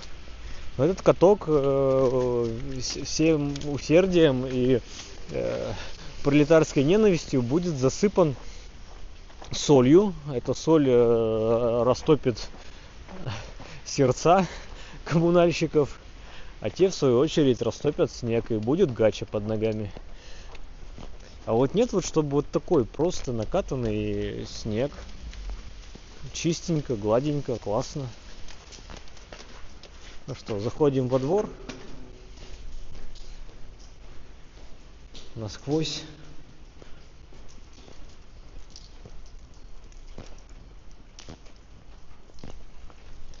Здесь у нас примечательные стены. Мало кто обратит внимание, но все-таки, вот видите эти выступы? Вроде стена как стена, да, но почему-то выступы. А у этих выступов есть свое наименование. Это контрфорсы, усилители. Дабы стена не завалилась, вот, делались контрфорсы. Сейчас я в обратную сторону повернусь, покажу, как оно. Видите, даже здесь ступенька такая некая. Стена усиливалась, утолщалась.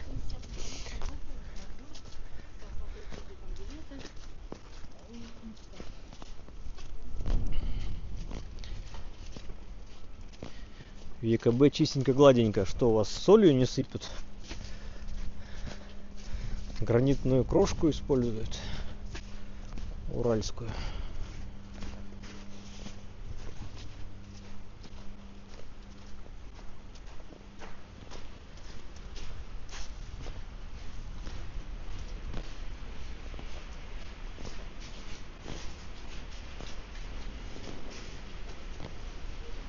Нет, не сыпят. Ну, блин, классно. И хопа. И мы уже на Сенной. Сейчас там только перейти по мостику канал Грибоедова. Через Сенной мост.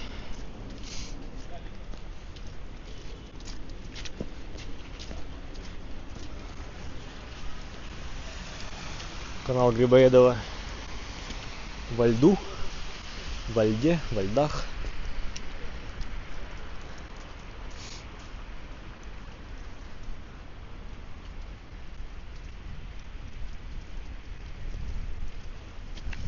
Так. Нужна карта для нежителей Питера, чтобы залететь на выходные и отлично погулять. Карта есть. Карта проходных дворов, по крайней мере, Васильевского острова есть. Она уже создана, и я, опять же, если найдешь видео, там прикреплена ссылка. И карта приложена. И это все тоже гуглится, в интернетах уже имеется. Поэтому все придумано до нас. Только в операции «И» там все украдено до нас. Тут у нас придумано. Ну давайте еще чуть-чуть. Мы уже на Сенной площади. Это площадь, как в Москве, да, есть площадь 3 вокзалов. Тут у нас площадь 3 станций метро. Пересекается сразу 3 ветки. Оранжевая, фиолетовая и синяя. Каждый имеет свой выход. Сенная, Спасская и Садовая.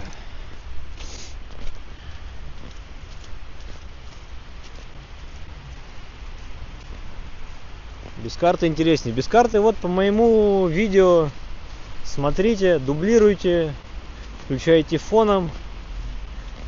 Приключения, уверяю вас, будет то еще. Потому что не всегда все проходит гладко. Не все дворы в каждый момент времени открыты, как в другой момент времени. Ну вы понимаете, да? Я сегодня иду, он открыт, а завтра вы пойдете, он закрыт будет. Так же как вот с итальянским двориком, да. Кто? Я забыл, кто из зрителей По-моему, Елена, да, про итальянский дворик говорила на Манежной площади, не могла попасть. Но когда я там проходил мимо, калитка была открыта. Она изображала из себя неприступную крепость, но я потянул, и она открылась. Да, вот сколько вы засекли, сколько мы от Исаакиевской площади шли до Сенной. Мне показалось как-то недолго. Поэтому тут у нас уже начинается Московский проспект, с которого мы по большому счету и прибыли. Если бы пришел автобус немножко с другим маршрутом, то мы бы приехали не на площадь Восстания, мы бы приехали на Сенную. И от Сенной бы уже пошли гулять. И, возможно, наш маршрут абсолютно был бы в обратную сторону, нежели как вот он получился сейчас.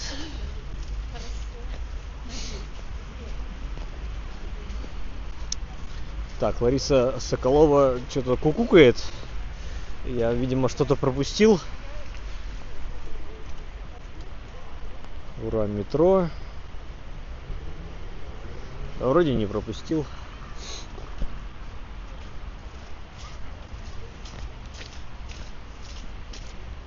Вот раньше прямо здесь, на этом месте, были громадные павильоны. Здесь торговали, изначально сеном, так как сено это легковоспламеняемое топливо того времени, да и не только топливо. Горел частенько.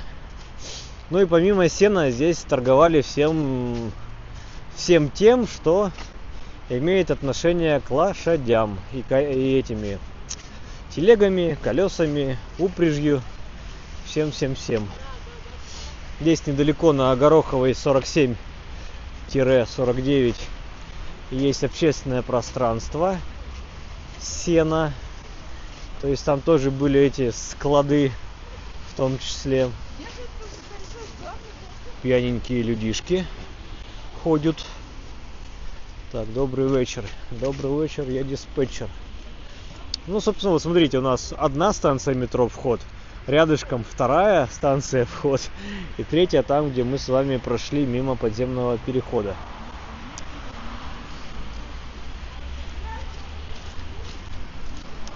А здесь здание с колоннами, это в современном мире городской туристический информационный бюро. Когда-то это была гауптвахта, и чуть ли не сам Достоевский здесь сиживал.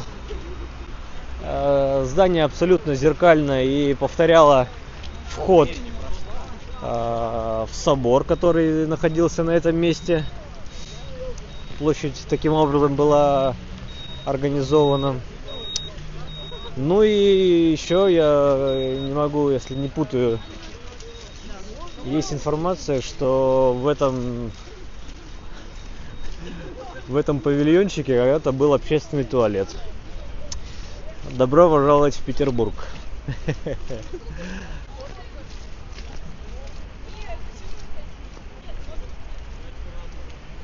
А там нет, там дернешь посильнее, магнитный замок откроется. Там вообще не было, магнитный замок не работал как таковой, как класс.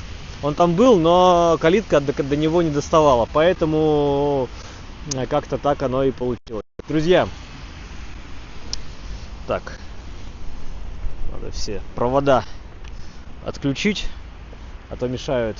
Друзья, здесь давайте на Сеной так, мне надо попасть на елочку. Раз, два, три, елочка, гори. Я не знаю, сколько времени мы с вами так нагуляли здесь сегодня, но без рекордов, без каких-то превозмоганий, просто ходили по Петербургу, по нашему новогоднему, прекрасному. Всем спасибо, всех до новых встреч. Я не знаю, увидимся ли мы в этом году еще раз. Не знаю, как получится. Получится, увидимся. Нет, так нет. Что-то у меня шапка криво-косо. Эх, ладно. А так, до встречи в новом году. Всех с наступающим, всех благ, всех с Рождеством. Не знаю, как получится. Всем спасибо. Всем пока.